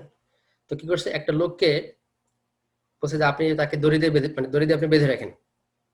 বেঁধে রেখে তাকে আপনি বলেন যে তাকে এরকম কোন একটা উদ্ধার কাজে যেতে হবে। যেমন কোথায় এরকম ভাবে একজনে নৌকা থেকে পড়ে গেছে, দেখা যায় জলের মধ্যে, এখন তাকে বলছে যে ওই লোকটাকে মানে উদ্ধার করার জন্য এই যাকে বেঁধে রাখছে তাকে যেতে হবে। কিন্তু সে কি আসলে যেতে পারবে? পারবে না, কারণ সে হচ্ছে বাধা। তো তখন হচ্ছে সে রাজা বুঝতে পারছে যে আসলে যদি কেউ জড়জগতের এই 3টা গুণ থেকে ঊর্ধ্বে না উঠে, তাহলে সে অন্য কাউকে মুক্ত করতে পারে না। তখন রাজা বুঝতে পারছে কি? যেটা বললাম, যে যেহেতু লোকটা নিজেই জড়জগতের মধ্যে, যেহেতু তার নিজের মধ্যে ওরকম উপলব্ধি নাই, তাহলে কি হবে? সে হচ্ছে অন্যদেরকে মুক্ত করতে পারবে না। কিন্তু সেই জন্য হচ্ছে কৃষ্ণ এখানে দেখছি, আমরা দেখবো পরবর্তী শ্লোকে কৃষ্ণ কি বলছেন দেখবো আমরা। এবং এবং এবং এবং এটা আসলে মুক্ত হওয়া যায় কিনা, বা এরকম তার প্রসেসটা কি আসলে, ঠিক আছে? সেই প্রসেসটা কি? সেই প্রসেসটা হচ্ছে দৈবী হেসা গুণময়ী মমমা দূরত্বা মামে বাজে প্রপদ্যন্তে মায়া মেতাম তরন্তিতে। পয়েন্ট হচ্ছে কি, এখানে কৃষ্ণ বলছেন আমার এই দৈবী মায়া ত্রিগুণাত্মিকা এবং তার দূরতি ক্রমণীয়া। হ্যাঁ, কিন্তু যারা আমাকে প্রপত্তি করেন তারাই এই মায়া উত্তীর্ণ হতে পারেন। তো এখানে দেখেন, তাহলে তাহলে এখানে পয়েন্টটা হচ্ছে কি, পয়েন্টটা হলো যারা কৃষ্ণের উপাসনা করেন, যারা যারা যারা যারা হচ্ছে প্রকৃত ভগবত ভক্ত, শুদ্ধ ভক্ত, তাদের মাধ্যমেই এই মায়া থেকে উত্তীর্ণ, মানে তাদের কৃপাতে মায়া থেকে উত্তীর্ণ হওয়া যাবে।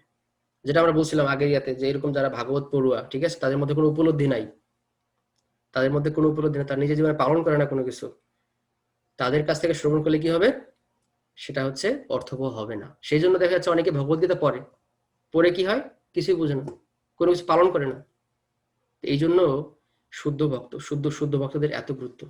যেমন আমরা একটু আমরা একটু এখানে প্রভুপাদের তাৎপর্য দেখি, তাৎপর্যটা আমরা একটু দেখি, সবাই একটু স্ক্রিনের দিকে দেখি। এখানে যেমন এখানে এখানে দেখা যাচ্ছে গুণ শব্দের আরেকটি অর্থ হচ্ছে রজ্জু।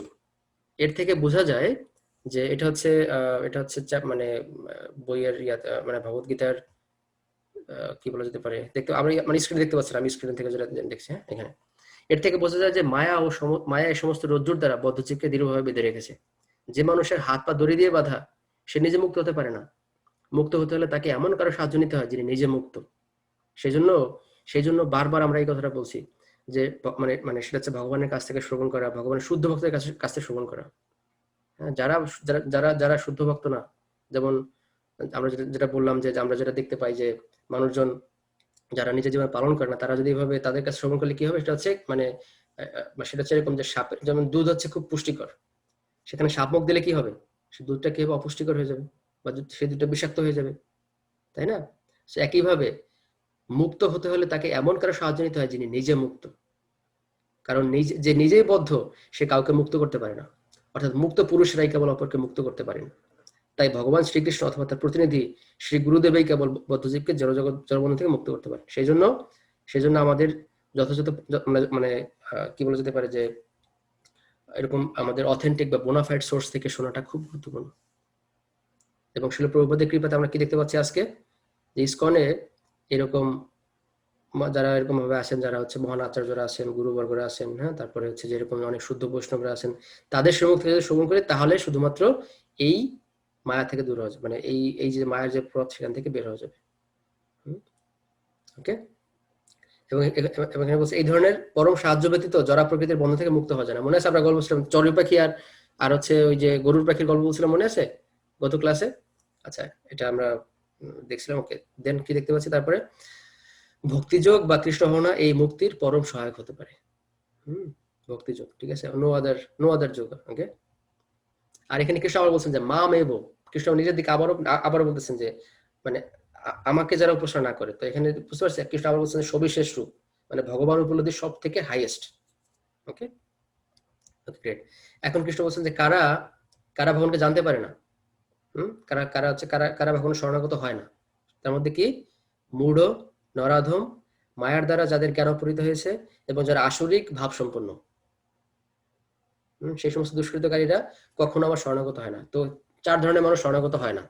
তার মানে কি আছে? একটা মূঢ়, মূঢ় মানে কি রাস্কেল, প্রভুপাদ বলতে রাস্কেল। রাস্কেল হচ্ছে কি? রাস্কেল হচ্ছে কারা?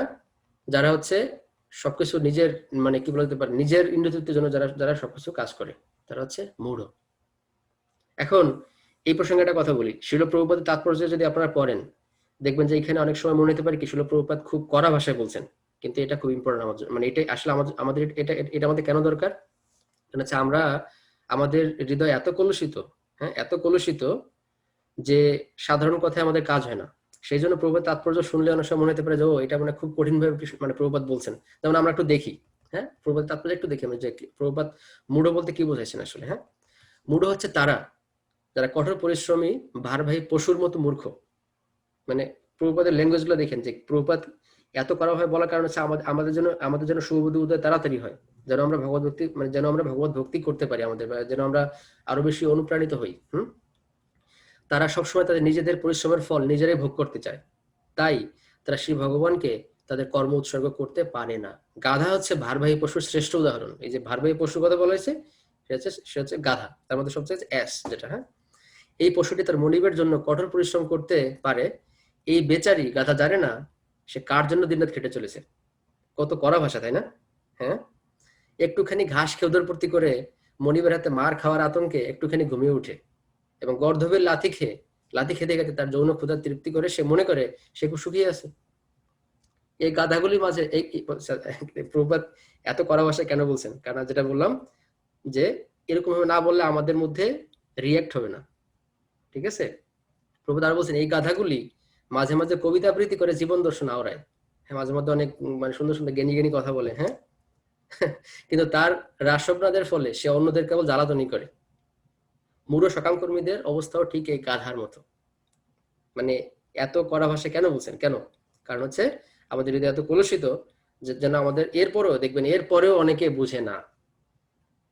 হ্যাঁ, এরপরেও বুঝে না, এরপরে ভগবানের শরণাগত হয় না। কত আনফরচুনেট, তাই না?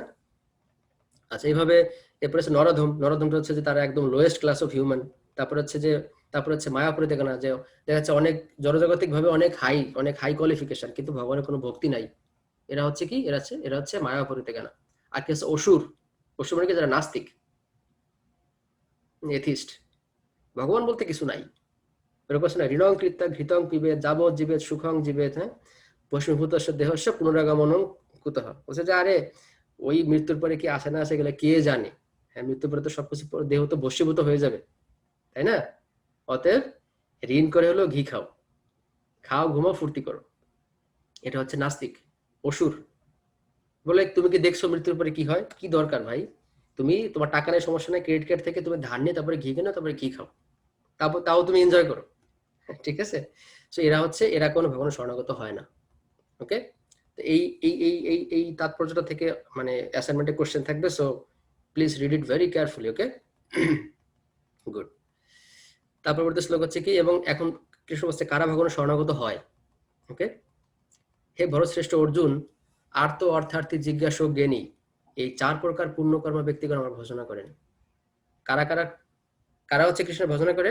আর্ত, অর্থার্থী, জিজ্ঞাসু এবং জ্ঞানী। আর্ত কারা?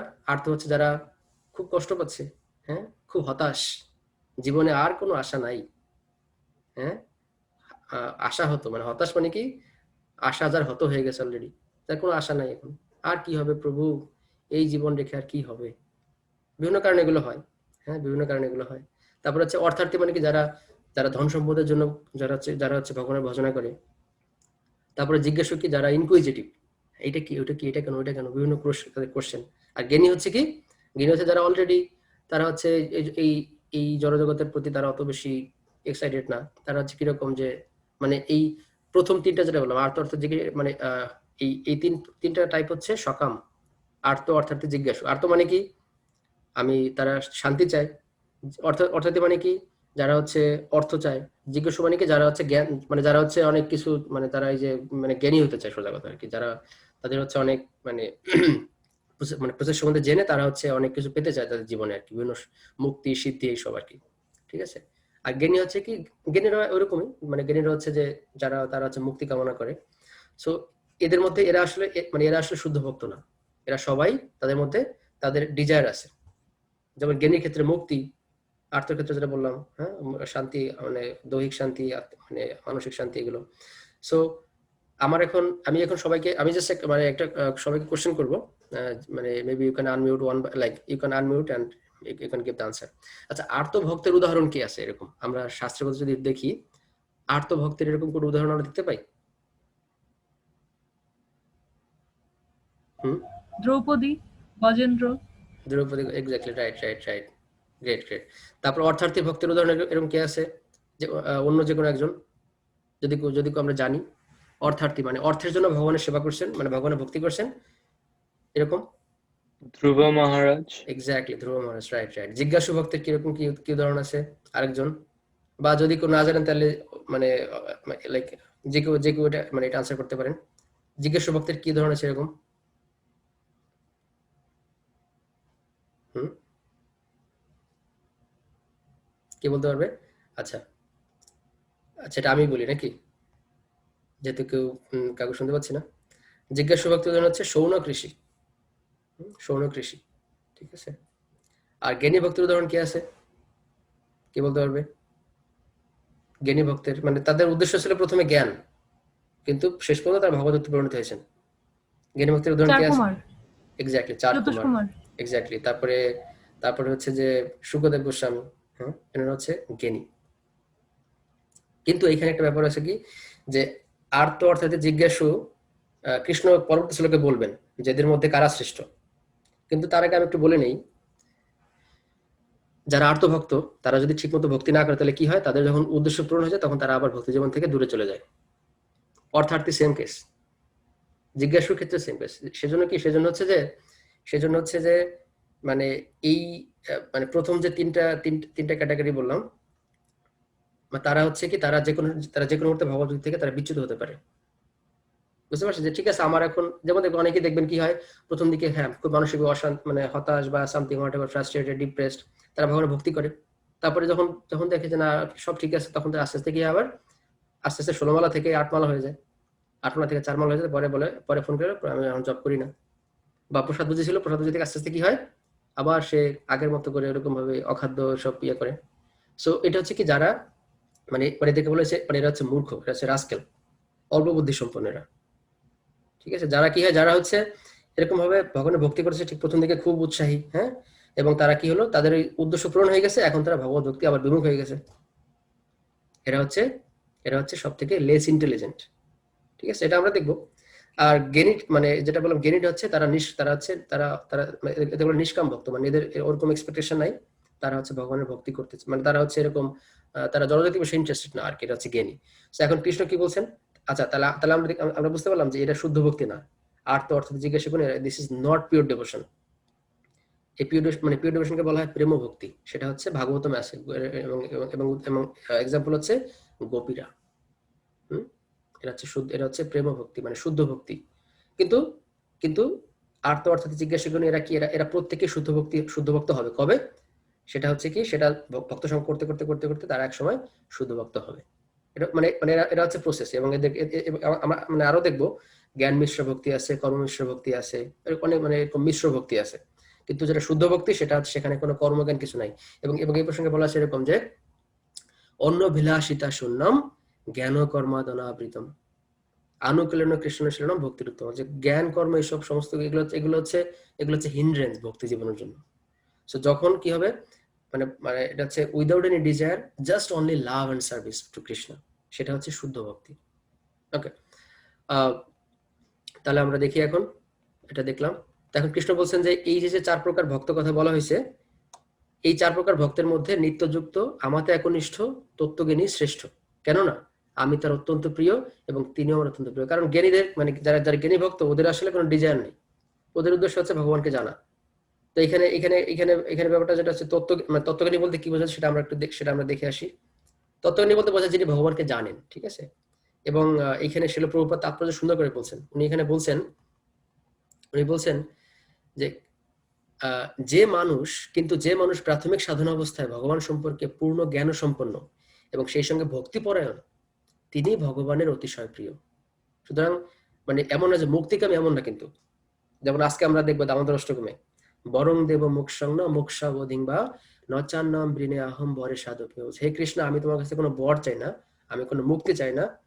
হোয়াট আই ওয়ান্ট ইদন্তে বপুর নাথ গোপাল বালম সদা মে মনুষ্যাবের আস্থান কি মনে হচ্ছে। কৃষ্ণ, আমি চাই যে তোমার এই যে বালগোপাল রূপ, তুমি যে বৃন্দাবন এরকম ভাবে তুমি এরকম মানে মা যশোদার সাথে বা বৃন্দাবনের গোপবালকদের সাথে বা বৃন্দাবনবাসীর মানে বৃন্দাবনবাসীদের সাথে তুমি যেরকম লীলা করো, সেটা যেন সবসময় আমি দর্শন করতে পারি। এটাই আমার এটাই হচ্ছে আমার desire. I don't have any other desire.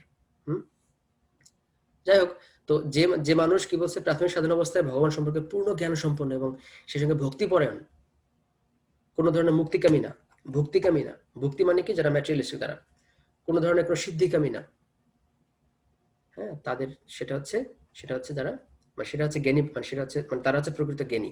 এবং কৃষ্ণ বলছেন এই জ্ঞানীরা আমার শ্রেষ্ঠ। এখন দেখেন কৃষ্ণ চিন্তা করছেন যে আচ্ছা, এই যে আমি এই কথা বললাম, এতে তো অন্য ভক্তরা কষ্ট পেতে পারে, যারা আর্ত অর্থাৎ জিজ্ঞেস, তারা হচ্ছে তাহলে ভগবান তারা শ্রেষ্ঠ, তাহলে আমরা কি? দেখেন কৃষ্ণ কত কত কত কত মানে কত ক্রিটিক্যালি, কত মানে ইন্টেলিজেন্টলি কথা মানে আমাদেরকে আমাদেরকে খুশি করার জন্য অবশ্যই, তাই না? কিভাবে কৃষ্ণ বলছেন দেখেন, কৃষ্ণ বলছেন শ্লোক নম্বর 18, এই সকল ভক্তরা সকলেই নিঃসন্দেহে মহাত্মা। শুধুমাত্র জ্ঞানী ভক্তরাই না, কৃষ্ণ বলছেন এই সমস্ত এরা সকলেই নিঃসন্দেহে মহাত্মা। কিন্তু যেই জ্ঞানী আমার তত্ত্বজ্ঞানে অধিষ্ঠিত, আমার মতে তিনি আমার আত্মস্বরূপ, আমার অপ্রাকৃত সেবায় যুক্ত হয়ে তিনি সর্বোত্তম গতি স্বরূপ আমাকে লাভ করেন। তাহলে বুঝতে পারছি এই যে জ্ঞানী, জ্ঞানটা কি? ভগবানের সেবা করার জন্য জ্ঞান। এটা কিন্তু এমন না যে আমি প্রচুর জ্ঞানী হয়ে গেলাম, আমি এখন মুক্তি কামনা করি, হ্যাঁ, সারূপ্য সারূপ্য সাধুর্য, এই সময় যতগুলো মুক্তি আছে, এরকম 6টা মুক্তি আছে।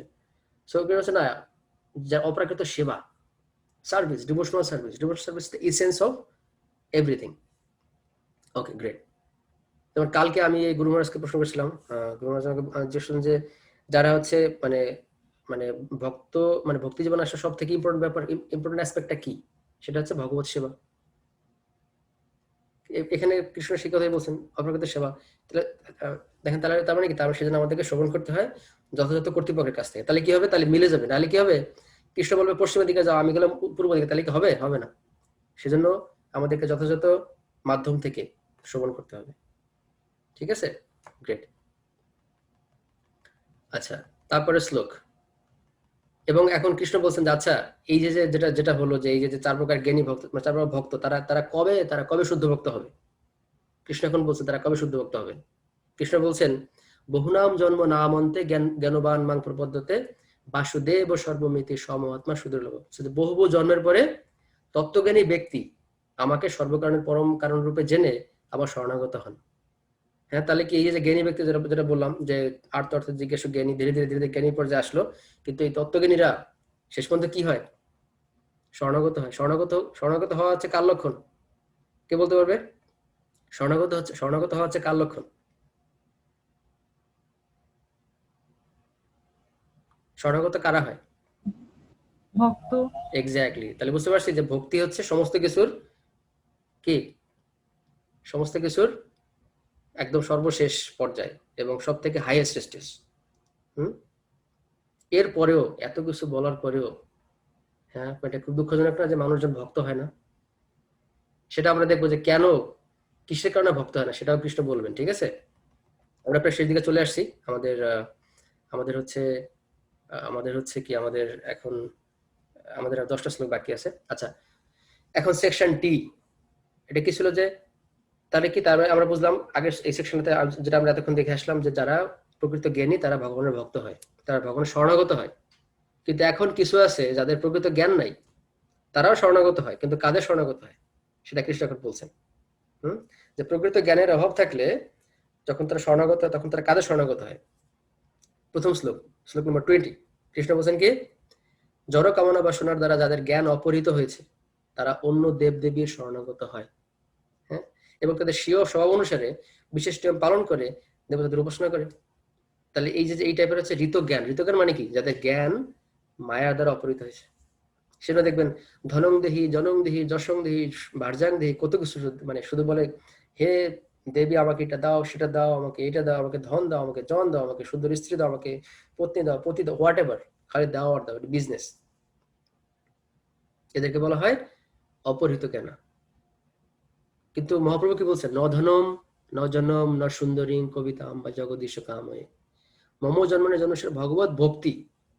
ভগবত ভক্তি হচ্ছে সব থেকে ইম্পর্টেন্ট। ঠিক আছে, তাহলে আমরা কি আমরা আমরা আমরা তাহলে কি চাইবো? আমরা মানে আমরা কি কৃষ্ণের কাছ থেকে আমরা কি অর্থ চাইবো? আমরা কি শান্তি চাইবো? নাকি আমরা জিজ্ঞাসা হয়ে শুধুমাত্র এটা সেটা বিভিন্ন মানে এই বানরের মতো এই গাছ থেকে ওই গাছ বিভিন্ন কিছু এরকম করে আমরা কি সেটা চাইবো? না, আমরা চাইবো হচ্ছে ভগবানের প্রতি ভক্তি।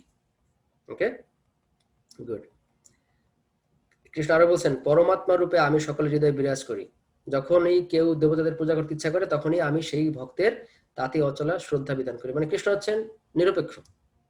যদি কেউ চায় যে, যদি কেউ জাগতিক সুখ চায়, তাহলে কৃষ্ণ ঠিক আছে, তুমি জাগতিক সুখ চাও, তাহলে তুমি জাগতিক সুখের জন্য ওই দেবীর কাছে যাও। কিন্তু জাগতিক সুখের ক্ষণস্থায়ী। জাগতিক সুখ কি আছে? আজকে আমার দেখা যাচ্ছে যে আজকে একটা জিনিস খুব মানে ভালো মনে হচ্ছে, কদিন পরে ওটা পুরনো হয়ে গেছে, তাই না?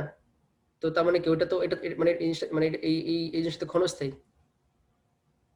সো কিন্তু ভগবত ভক্তি হচ্ছে কি, সেটা হচ্ছে চিরস্থায়ী। রাইট?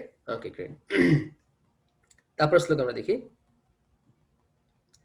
সেই ব্যক্তি শ্রদ্ধাযুক্ত হয়ে সেই দেবতাদের দেবতার আরাধনা করেন এবং সেই দেবতার কাছ থেকে আমারই দ্বারা বিহিত কামবস্তু অবশ্যই লাভ করেন।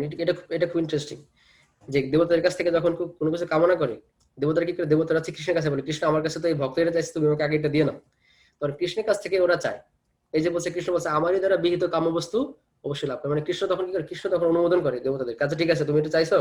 যেমন যেমন যদি বলি যে কোনো একটা দেশের প্রধানমন্ত্রী আর হচ্ছে সেই দেশের বিভিন্ন যে মন্ত্রী থাকে, তো মন্ত্রী করে মন্ত্রী প্রধানমন্ত্রীর কাছে তারা সেখান থেকে বাজেট পেশ করে বা বাজেট অনুমোদন করে, তারপরে সে জনগণদেরকে দেয়, তাই না? সাইন কিন্তু এখানে কিন্তু সাইন, মানে প্রধানমন্ত্রী কিন্তু একটা সাইন লাগে। সো এরকম ভাবে অনুমোদন করে কৃষ্ণ, বুঝতে পারছি তো? এইভাবে হচ্ছে দেবতারা পর্যন্ত কৃষ্ণের কাছে চায় যে কৃষ্ণ তুমি এটা আমাকে দাও, কারণ হচ্ছে এটা আমার এক ভক্ত চাইছে, ওকে দিতে হবে। তার মানে কৃষ্ণ সমস্ত কিছু পরম কারণ কে? কৃষ্ণ। তার অনুমোদন ছাড়া কোনো কিছু হবে না, রাইট? গ্রেট। তারপরে আসলে কি দেখতে পাচ্ছি, আসলে হচ্ছে যে এখন কৃষ্ণ বলছেন যে তাদের কি, মানে তাদের মেধা কিরকম। কৃষ্ণ বলছেন অল্প বুদ্ধি ব্যক্তিদের আরাধনালব্ধ সেই ফল অস্থায়ী। দেবোপাসকগণ দেবলোক প্রাপ্ত হন, কিন্তু আমার ভক্তেরা আমার পরম ধাম প্রাপ্ত হন। খুবই খুবই মানে একদম ক্লিয়ার কথা যে অন্তবত্ত ফলম তেষাম তদ্ভবত্ত অল্প মেধসাম, তাদের মেধা অল্প, তাদের বুদ্ধি কম। সোজা কথা বাংলায় বলে তাদের হচ্ছে বুদ্ধি কম। হ্যাঁ, তারা মানে কারণ কি, তারা করে কি, তারা হচ্ছে গাছের গোড়ায় জল দেয়, তারা হচ্ছে গাছের পাতায় জল দেয়, গাছের কাণ্ডে জল দেয়। এটা কি মানে যে বুদ্ধিমান ব্যক্তি আচ্ছা আপনি চিন্তা করেন, একজন ব্যক্তি গাছের গোড়ায় জল দিচ্ছে না, তাকে সে গাছের জল দিচ্ছে পাতা, তাহলে কি তাকে বুদ্ধিমান বলা হবে? সে হচ্ছে নির্বোধ, তাই না? বুদ্ধি কম। একইভাবে এদেরকে বলেছে অল্প মেধা সম্পন্ন, কারণ তারা জানে না যে এই সমস্ত কিছুর উদ্দেশ্য হচ্ছে ভগবান শ্রীকৃষ্ণ, এই জন্য এদেরকে বলেছে অল্প বুদ্ধি সম্পন্ন। এবং এখানে আরো কিছু পার্টি আছে, তাৎপর্য এখানে এখানে সুন্দর করে মানে এখানে প্রবাদ বলছেন কিছু পার্টি, মানে তারা বলে কি, তুমি দেখো দেবতারা হচ্ছে ভগবানের অংশ, অর্থাৎ দেবতার উপাসনা করলে ভগবানের উপাসনা করা হবে। এটা হচ্ছে আরেকটা মানে নির্বোধের, এটা আরেকটা হচ্ছে ক্লাসিফিকেশন। সেটা কিরকম? তারা বলে যত মত তত পথ। আসলে কি তাই? হ্যাঁ, যত মত তত পথ, কিন্তু গন্তব্য তত। এখন এখন কেউ বলতে পারে তাহলে আপনি এটা কিভাবে বলেন গন্তব্য তত? গন্তব্য যদি এক হয় তাহলে কি, তো তাহলে সবাই তো ভগবানের ধামে আসতো। কিন্তু কৃষ্ণ কি বলছেন, দেবোপাসকগণ দেবলোক প্রাপ্ত হন, আর কৃষ্ণ বলছেন আমার ভক্তেরা আমার পরম ধাম প্রাপ্ত হন। তাহলে যদি এখন যারা বলে তুমি যা ইচ্ছা করে অসুবিধা নেই, তুমি ভগবানের ধামে যাবে, এটা কি সত্য না মিথ্যা? হ্যাঁ, সত্য না মিথ্যা? মিথ্যা। কারণ হচ্ছে কৃষ্ণ বলছেন যারা দেবতার উপাসনা করে তারা দেবলোকে যায়। কৃষ্ণ কি বলছেন দেবতার উপাসনা করলে আমার লোকে আসে? এটা কৃষ্ণ বলছেন? বলেন নাই। সুতরাং যদি কেউ বলে যত মত তত পথ, তাহলে বুঝতে হবে যে যত মত তত পথ তত গন্তব্য। ওই লাস্টের কথাটা ওরা বলে না, লাস্টের কথাটা বললে তো ধরা খাবে, ঠিক আছে? এই জন্য বলে না যত মত তত পথ। এবং এটা খুব প্রিয় একটা কথা, কিন্তু আসলে ব্যাপারটা হচ্ছে তত গন্তব্য হয়। ওকে, গুড। এটা আমরা দেখবো যে এটা নবম অধ্যায়ে আরো আছে ডিটেলসে, যে কারা কোথায় যায়। ভূতের উপাসনা করলে ভূতলোকে যায়, পিতৃপুরুষ উপাসনা করলে পিতৃলোকে যায়, এরকম আমরা অনেক কিছু দেখবো আর কি। ওকে, গুড। আচ্ছা, তারপরে এখন যারা যারা যারা আছে নির্বিশেষবাদী, যারা মনে করে ভগবানের কোনো রূপ নাই, হ্যাঁ, যারা যারা যারা মনে করে যে ভগবানের মানে ভগবান হচ্ছেন কি বলে ব্রহ্ম, নির্বিশেষ ব্রহ্ম, নিরাকার, তাদের ক্ষেত্রে কৃষ্ণ কি বলছেন, বুদ্ধিহীন মানুষেরা যারা আমাকে জানে না, মনে করে যে আমি পূর্ব অবক্ত ছিলাম, অবক্ত নির্বিশেষ ছিলাম, এখন ব্যক্তিত্ব পরিগ্রহ করেছি, তাদের অজ্ঞতার ফলে তারা আমার অব্যয় ও সর্বোত্তম পরম ভাব সম্বন্ধে অবগত নয়, এবং এবং এরা হচ্ছে বুদ্ধিহীন। তারা বলে ভগবান হচ্ছে নির্বিশেষ, ভগবান হচ্ছে একটা জ্যোতি। এই প্রসঙ্গে ঈশোপনিষদে বলা আছে এরকম, ঈশোপনিষদে বা কুন্তি দেবীও বলছেন এরকম ভাবে। আচ্ছা, আমরা ঈশোপনিষদের কথা আগে বলি। এখানে 15 নম্বর একটা শ্লোক আছে, শ্লোক নম্বর 15 এবং শ্লোক 17 বা 16, এখানে বলা আছে এরকম যে হে কৃষ্ণ, হে পরমেশ্বর ভগবান, আমি তোমাকে দর্শন করতে চাই, কিন্তু তোমার জ্যোতির কারণে আমি দর্শন করতে পারছি না, তুমি তোমার কৃপা করে তোমার জ্যোতিটা তোমার সামনে থেকে সরাই নাও, আমি তোমাকে দর্শন করতে চাই। বুঝতে পারছি? সো এবং এটা হচ্ছে হিরণ্ময় পাত্রেন, মানে কৃষ্ণ হচ্ছেন মানে এই যে নির্বিশেষ জ্যোতিরও হচ্ছে অনেক কি, জ্যোতিরও অনেক ঊর্ধ্বে। এবং এবং এবং যারা শুধুমাত্র তারা এটা জানেন। আর যারা বুদ্ধি তারা মনে করে কি, ও আচ্ছা কৃষ্ণ তো শুধুমাত্র জ্যোতি, কৃষ্ণের কোনো রূপ নাই, কৃষ্ণ হচ্ছে নিরাকার বা ভগবান হচ্ছে নিরাকার। হ্যাঁ, তাদের অজ্ঞতার ফলে এটা এটা এটা এটা তাদের ইগনোরেন্স। আচ্ছা, তারপরে আমরা প্রায় শেষ দিকে চলে আসছি। আমরা এবং এবং কৃষ্ণ বলছেন যে কেন তারা ভগবানকে জানতে পারে না? কারণ হচ্ছে যে ওই যে বললাম, কৃষ্ণ তাদের কাছে নিজেকে রিভিল করেন। কাদের কাছে? ভক্ত অসীমে সখা চেতি, যারা ভগবানের ভক্ত তাদের কাছে। আর যারা অভক্ত তাদের কাছে কি হয়? নাহং প্রকাশ সর্বস্ব যোগমায়া সমাবৃত। হুম, আমি মূঢ় এবং বুদ্ধিহীন ব্যক্তিদের কাছে কখনো প্রকাশিত হই না। মূঢ় অহম নাভি জানাতি লোক মামজম অব্যয়ম। যে তাদের কাছে আমি আমার অন্তরঙ্গ শক্তি যোগমায়ার দ্বারা আবৃত থাকি, তাই তারা আমার অজ এবং অব্যয় স্বরূপকে জানতে পারে না। তারপর যোগমায়ার মাধ্যমে কৃষ্ণ নিজেকে আবৃত রাখেন। এখানে তাৎপর্যটা খুব বিউটিফুল, কিন্তু এটা আমি এখন পড়তে যাচ্ছি না, আমাদের সময় একটু অভাব আছে। বাট এটা আপনারা বলবেন বাসায়, ঠিক আছে, যে তাৎপর্য কি বলছেন প্রভুপাদ। এবং কৃষ্ণ কি বলছেন? হে অর্জুন, পরমেশ্বর ভগবান রূপে আমি অতীত, বর্তমান ও ভবিষ্যৎ সম্বন্ধে সম্পূর্ণরূপে অবগত। আমি সমস্ত জীব সম্বন্ধে জানি, কিন্তু আমাকে কেউ জানে না।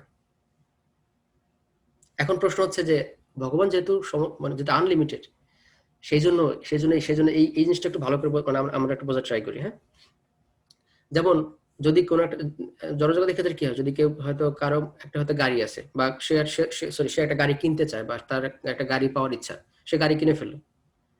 প্রথম দিকে সে এক্সাইটেড যায়, গাড়ি হলে কত ইন্টারেস্টিং, কিন্তু গাড়ি কেনার পরে কি হয়? কেনার পরে মানে কিছুদিন পরে কি হয়? নর্মাল হয়ে যায়, গাড়ি তো আছে, কোনো ব্যাপার না, এটা আসলে তখন এই ইচ্ছাটা আস্তে আস্তে কি হয়, মানে এটা একটা পর্যায়ে কি হয়, এটা আর ওই আবেগটা থাকে না, বা ওই এক্সাইটমেন্টটা থাকে না। কিন্তু ভগবান হচ্ছেন কি? অসীম। সেজন্য কি হয়, যত ভক্তি করবে তত বেশি কি হবে, তত ভগবান জানতে পারবে। সেজন্য সেজন্য সেজন্য ভগবত ভক্তি করলে মানে এটা হচ্ছে প্রতি আনন্দাম বুদ্ধি বর্ধনম প্রতিপদং পূর্ণামৃত আস্বাদনম। কারণ যদি কোনো কিছু লিমিট থাকে, তাহলে কি হবে? লিমিট থাকলে একটা পর্যায়ে গিয়ে সেটা বোরিং হয়ে যাবে, কারণ আমি সব জেনে গেছি, তাই না? যখন কোনো যদি সব জেনে গেলে কি হবে? জেনে গেলে মনে হবে কি, ও আচ্ছা, আমার তো আর কিছু জানার বাকি নেই। সো তাহলে তো ওই মানে বিরক্তি ভাব চলে আসবে, যে আমার তো এখান থেকে নতুন কিছু শেখার নেই। কিন্তু কৃষ্ণ হচ্ছেন আনলিমিটেড। সেই জন্য যত বেশি ভক্তি করবে তত বেশি কৃষ্ণকে জানবে, ভক্তি করবে আরো জানবে, ভক্তি আরো জানবে, এইভাবে কি এটা আনলিমিটেড, এটা কোনো শেষ নাই। সেই জন্য ভগবত ভক্তি হচ্ছে সব থেকে অ্যামেজিং ব্যাপার। হ্যাঁ, বুঝতে পারছি যে কেন আসলে মানে সেজন্য মানে মহাপ্রভু বলছেন আনন্দাম বুদ্ধি বর্ধনম, যে এটা প্রতি মুহূর্তে আনন্দ বৃদ্ধি করে। কারণ ভগবানকে জানার কোনো শেষ নাই, যত জানবে তত বেশি আনন্দ পাবে, এভাবে আর এই আস্তে আস্তে ইনক্রিজ হবে, রাইট? এবার লাস্ট সেকশন, সেটা হচ্ছে যে কেন ভগবানকে জানতে পারে না। হ্যাঁ, কেন ভগবানকে জানতে পারে না, সেকশন এফ। সেটা হচ্ছে যে হে ভারত, হে পরন্তপ, ইচ্ছা ও দেশ থেকে উদ্ভূত দ্বন্দ্বের দ্বারা বিভ্রান্ত হয়ে সমস্ত জীব মোহাচ্ছন্ন হয়ে জন্মগ্রহণ করে। দুইটা কারণ, ডিজায়ার আর দেশটা হচ্ছে, এটা বলে অ্যাভার্সন। অ্যাভার্সন বাংলা কি হবে? এটা হচ্ছে যে মানে ঈর্ষা, আমি যদি বলি মানে এটাকে ঈর্ষা বলা যেতে পারে, হিংসা বা ঈর্ষা। ইচ্ছাটা কি, ডিজায়ারটা কি? ওই যে বললাম যে ভোগ করতে চাই, এনজয় করতে চাই আমি। কারণ কারণ যেটা বললাম যে যেহেতু আমরা উৎকৃষ্ট শক্তির অন্তর্গত, আর জড়জগৎ হচ্ছে নিকৃষ্ট শক্তি, অতএব উৎকৃষ্ট শক্তি অলওয়েজ চাইবে যে নিকৃষ্ট শক্তিকে ডমিনেট করতে। এটা হচ্ছে ডিজায়ার তার, যে আমি এখানে বস হব। আর দেশটা কি? ঈর্ষা। ও আচ্ছা, ভগবান তো এনজয় করে, তাহলে আমিও ভগবানের মতো হতে চাই। ওই মায়াবাদী, নির্বিশেষবাদী, মানে মানে মানে এই কি বলা যেতে পারে, মানে যাদের এরকম টেন্ডেন্সি আছে, ভক্তি মুক্তি সিদ্ধিকামী যারা আছে। কারণ ভগবানের তো শক্তি, আমিও শক্তি পেতে চাই। মানে এটা হচ্ছে ভগবানের সমকক্ষ হওয়ার প্রবণতা, এটা হচ্ছে দেশ। তাহলে প্রথম হচ্ছে ডিজায়ারটা কি? মানে সেটা হচ্ছে যে আমি জড়জগৎকে এনজয় করব। আর দুই হচ্ছে কি, দেশ হচ্ছে কি ভগবানের প্রতি হিংসা, যে আমি ভগবানের সমান হতে চাই, বা ভগবানের থেকে বড় হতে চাই, বা আমি ভগবান হয়ে যাব। এটা হচ্ছে এই দুইটা কারণে কি হয়, সমস্ত জীব মোহাচ্ছন্ন হয়ে জন্মগ্রহণ করে। কিন্তু জীবের প্রকৃত স্বরূপ কি? এই যে দেখেন তাৎপর্য, প্রভুপাদ এই কথাটাই বলছেন, জীবের যথার্থ স্বরূপ হচ্ছে সে শুদ্ধ জ্ঞানময় ভগবানের নিত্য Das, is the eternal servant. Clear? তাহলে কেন হচ্ছে জীব মোহাচ্ছন্ন হয়? দুইটা কারণ, ইচ্ছা এবং দেশ। ইচ্ছাটা কি বললাম? রং ডিজায়ার, মিসইউজ অফ ডিজায়ার। হ্যাঁ, আর হচ্ছে কি, দেশটা হচ্ছে ভগবানের সমান হয়ে যাওয়া, বা ভগবান এবং সেই জন্য মহাপ্রভু বারবার বলছেন মায়াবাদী ভাষ্য শুনলে সর্বনাশ। ভক্ত সঙ্গ ছাড়া অন্য কোনো সঙ্গ যদি কেউ করে, তাহলে কি হবে? তার মধ্যে এই ভক্তির প্রকাশ হবে না। সেই জন্য ভগবান মানে বলছে শ্রবণ করো, কার কাছ থেকে? তৎসেরিনু, কার কাছ থেকে? কৃষ্ণের কাছ থেকে, বা কৃষ্ণের শুদ্ধ ভক্তদের কাছ থেকে। হ্যাঁ, সেজন্য শ্রবণ করা, এই যে এই জ্ঞানটা এত গুরুত্বপূর্ণ। আচ্ছা, তারপরে শ্লোকটা দেখি আমরা 27-28। কৃষ্ণ কি বলছেন? যে সমস্ত পুণ্যবান ব্যক্তির পাপ সম্পূর্ণরূপে দূরীভূত হয়েছে এবং যারা দ্বন্দ্ব মোহ থেকে মুক্ত হয়েছেন তারা দৃঢ় নিষ্ঠার সঙ্গে আমার ভজনা করেন। যারা যারা যারা এই সমস্ত দেশ এবং ইচ্ছা থেকে মুক্ত হয়েছে, ইচ্ছা মানে কি, ইচ্ছা আমার থাকবে, কিন্তু ইচ্ছাটা ভগবানের উদ্দেশ্যে থাকলে সেটা হচ্ছে ভক্তির সহায়ক। একটা হচ্ছে ভগবত ভক্তি বিমুখ, একটা হচ্ছে ভগবত ভক্তিমুখী। তো আরেকটা হচ্ছে দেশ মানে ভগবানের শরণাগত, মানে ভগবানের সেবক হওয়া।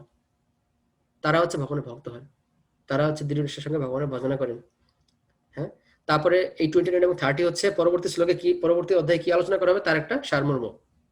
সেটা কি, যে সমস্ত বুদ্ধিমান ব্যক্তি জরা এবং মৃত্যু থেকে মুক্তি লাভের জন্য আমাকে আশ্রয় করে যত্ন করেন তারা প্রকৃতপক্ষে ব্রহ্মভূত, কেননা তারা অধ্যাত্ম তত্ত্ব এবং কর্মতত্ত্ব সবকিছু সম্পর্কে সম্পূর্ণরূপে অবগত। তো এটা হচ্ছে কি, মানে এটা হচ্ছে যোগমিশ্র ভক্তি, বা এটাকে আমরা জ্ঞানমিশ্র ভক্তি বলতে পারি, যে সে ব্রহ্মভূত হতে চায়।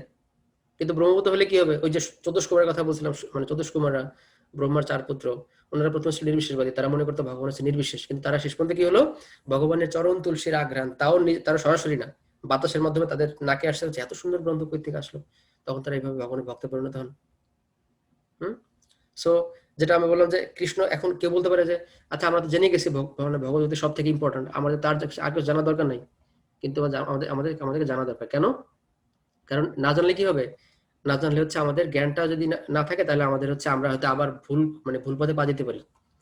আমরা যদি জানি ভালোভাবে যে এইটা এই জিনিস, ওইটা ওই জিনিস, তাহলে আমাদের তাহলে জ্ঞানটা একদম কি পরিপূর্ণ হবে এবং আমরা বুঝতে পারবো আমাদের কোনটা করা উচিত এবং কোনটা করা উচিত না। সেজন্য যদিও আমাদের দেখেন, মানে এটা হচ্ছে কর্মমিশ্র ভক্তি বা জ্ঞান মিশ্র ভক্তি, কিন্তু আমাদের জানা দরকার। না জানলে কি বললাম, না জানলে আমরা হয়তো যে কোনো মুহূর্তে মায়ার যে ফাঁদ, সেখানে আমরা পা দিতে পারি। সেজন্য আমাদেরকে এটা জানলে এই ভুলটা আমরা করবো না, রাইট? লাস্ট শ্লোক, কৃষ্ণ বলছেন, যারা অধিভূত তত্ত্ব, অধিদৈব তত্ত্ব ও অধিজগৎ তত্ত্ব সহ আমাকে পরমেশ্বর ভগবান বলে অবগত হন, তারা আমাতে আসক্ত চিত্ত, এমনকি মরণকালেও আমাকে জানতে পারেন। এই দুটো শ্লোক যেটা বললাম 29 and 30, এটা হচ্ছে, মানে এই শ্লোক দুটো হচ্ছে পরবর্তী, মানে 8ম অধ্যায়ে অক্ষর ব্রহ্মযোগে আমরা দেখবো যে এটার মিনিং কি। বাট এটার পয়েন্ট হচ্ছে যে কর্মমিশ্র জ্ঞানমিশ্র ভক্তি, মানে শুদ্ধ ভক্তি না। শুদ্ধ ভক্তি কোনটা? শুদ্ধ ভক্তি হচ্ছে ভগবানের প্রতি মানে কোনো ধরনের কোনো no desire except to serve Krishna. এবং এক্সাম্পল হচ্ছে কি, গোপীরা। এবং হচ্ছে এই প্রসঙ্গে চৈতন্য চরিতামৃতে একটা সুন্দর একটা শ্লোক আছে মধ্যলীলাতে, ওইখানে এরকম ভাবে, মানে ওইখানে হচ্ছে কৃষ্ণ বলছেন যে মানে একজন মানুষের কি করা উচিত। সে বলছে যে এরকম যে যখন কোনো মানুষ বলে হে কৃষ্ণ, আজকে থেকে আমি তোর শরণাগত হলাম, আমার আর কোনো ডিজাইন, সেদিন থেকে সে কি হয়, সেদিন থেকে ভগবান কি করে, তখন ভগবান নাকি তারও হয়ে, মানে ভগবান বলেন আমি সেদিন থেকে তার হয়ে যাই। আমরা দেখবো, আমরা হয়তো টাইম পেলে পরবর্তী কোনো ক্লাস আমরা দেখবো এই জিনিসগুলো, ঠিক আছে? সো আমি এই চ্যাপ্টারটা শেষ করবো শুধুমাত্র মানে এই লাস্টের পার্টটা পড়ে, ওকে? এই সপ্তম, তাহলে আমরা এতক্ষণ কি শিখলাম? এই সপ্তম অধ্যায়ে বিশেষভাবে ব্যাখ্যা করা হয়েছে কিভাবে পূর্ণ কৃষ্ণ চেতনা লাভ করা যায়। কৃষ্ণ ভাবনাময় ব্যক্তির সান্নিধ্যের ফলেই কৃষ্ণ ভাবনা শুরু হয়। এই পারমার্থিক সঙ্গ লাভ করার ফলে সরাসরি ভাবে ভগবানের সঙ্গে সংযোগ হয় এবং তার কৃপার ফলে জানতে পারা যায় যে শ্রীকৃষ্ণ হচ্ছেন পরম পুরুষোত্তম ভগবান। সেই সঙ্গে এটিও জানা যায় যে স্বরূপত কৃষ্ণদাস সত্য কিভাবে জীব শ্রীকৃষ্ণকে ভুলে যায় এবং জাগতিক কর্মের বন্ধনে আবদ্ধ হয়ে পড়ে। সৎসঙ্গের প্রভাবে কৃষ্ণ ভাবনাময় ক্রমান্বয়ে উন্নতি সাধন করার ফলে তার জীব হৃদয়ঙ্গম করতে পারে যে কৃষ্ণকে ভুলে থাকার দরুন সে জড়া প্রকৃতির অনুশাসনে আবদ্ধ হয়ে পড়েছে। হ্যাঁ, ওকে, আচ্ছা। সে আরো বুঝতে পারে যে মনুষ্য জন্ম লাভ করার ফলে সে তার অন্তরে কৃষ্ণ ভাবনা বিকশিত করে তোলবার এক মহৎ সুযোগ লাভ করেছে এবং ভগবানের অহেতুক কৃপা লাভ করবার জন্য এই সুযোগের পূর্ণ সদ্ব্যবহার করা উচিত, রাইট? এই অধ্যায়ে নানা বিষয়ে নিয়ে আলোচনা করা হয়েছে, আর্ত, জিজ্ঞাসু, অর্থার্থী, ব্রহ্মজ্ঞান, পরমাত্মার জ্ঞান, জন্ম মৃত্যু, জরা ও ব্যাধির হাত থেকে মুক্ত হওয়ার উপায় এবং ভগবানের আরাধনা। তবে তিনি যথার্থ কৃষ্ণ ভাবনামৃত লাভ করেছেন, তিনি অন্য কোনো পদ্ধতিকে কোনো রকম গুরুত্ব দেন না। তিনি কৃষ্ণ ভাবনায় মগ্ন হয়ে সর্বদাই ভগবানের সেবায় নিজেকে নিয়োজিত করেন এবং এভাবেই তিনি শ্রীকৃষ্ণ নিত্য দাস রূপে তার স্বরূপে অধিষ্ঠিত হন। সেই অবস্থায় তিনি শুদ্ধ ভক্তি সহকারে ভগবানের লীলা শ্রবণ ও কীর্তন করে মহানন্দ অনুভব করেন। তিনি নিশ্চিতভাবে জানেন যে এরই মাধ্যমে তার পরম প্রাপ্তি সাধিত হবে।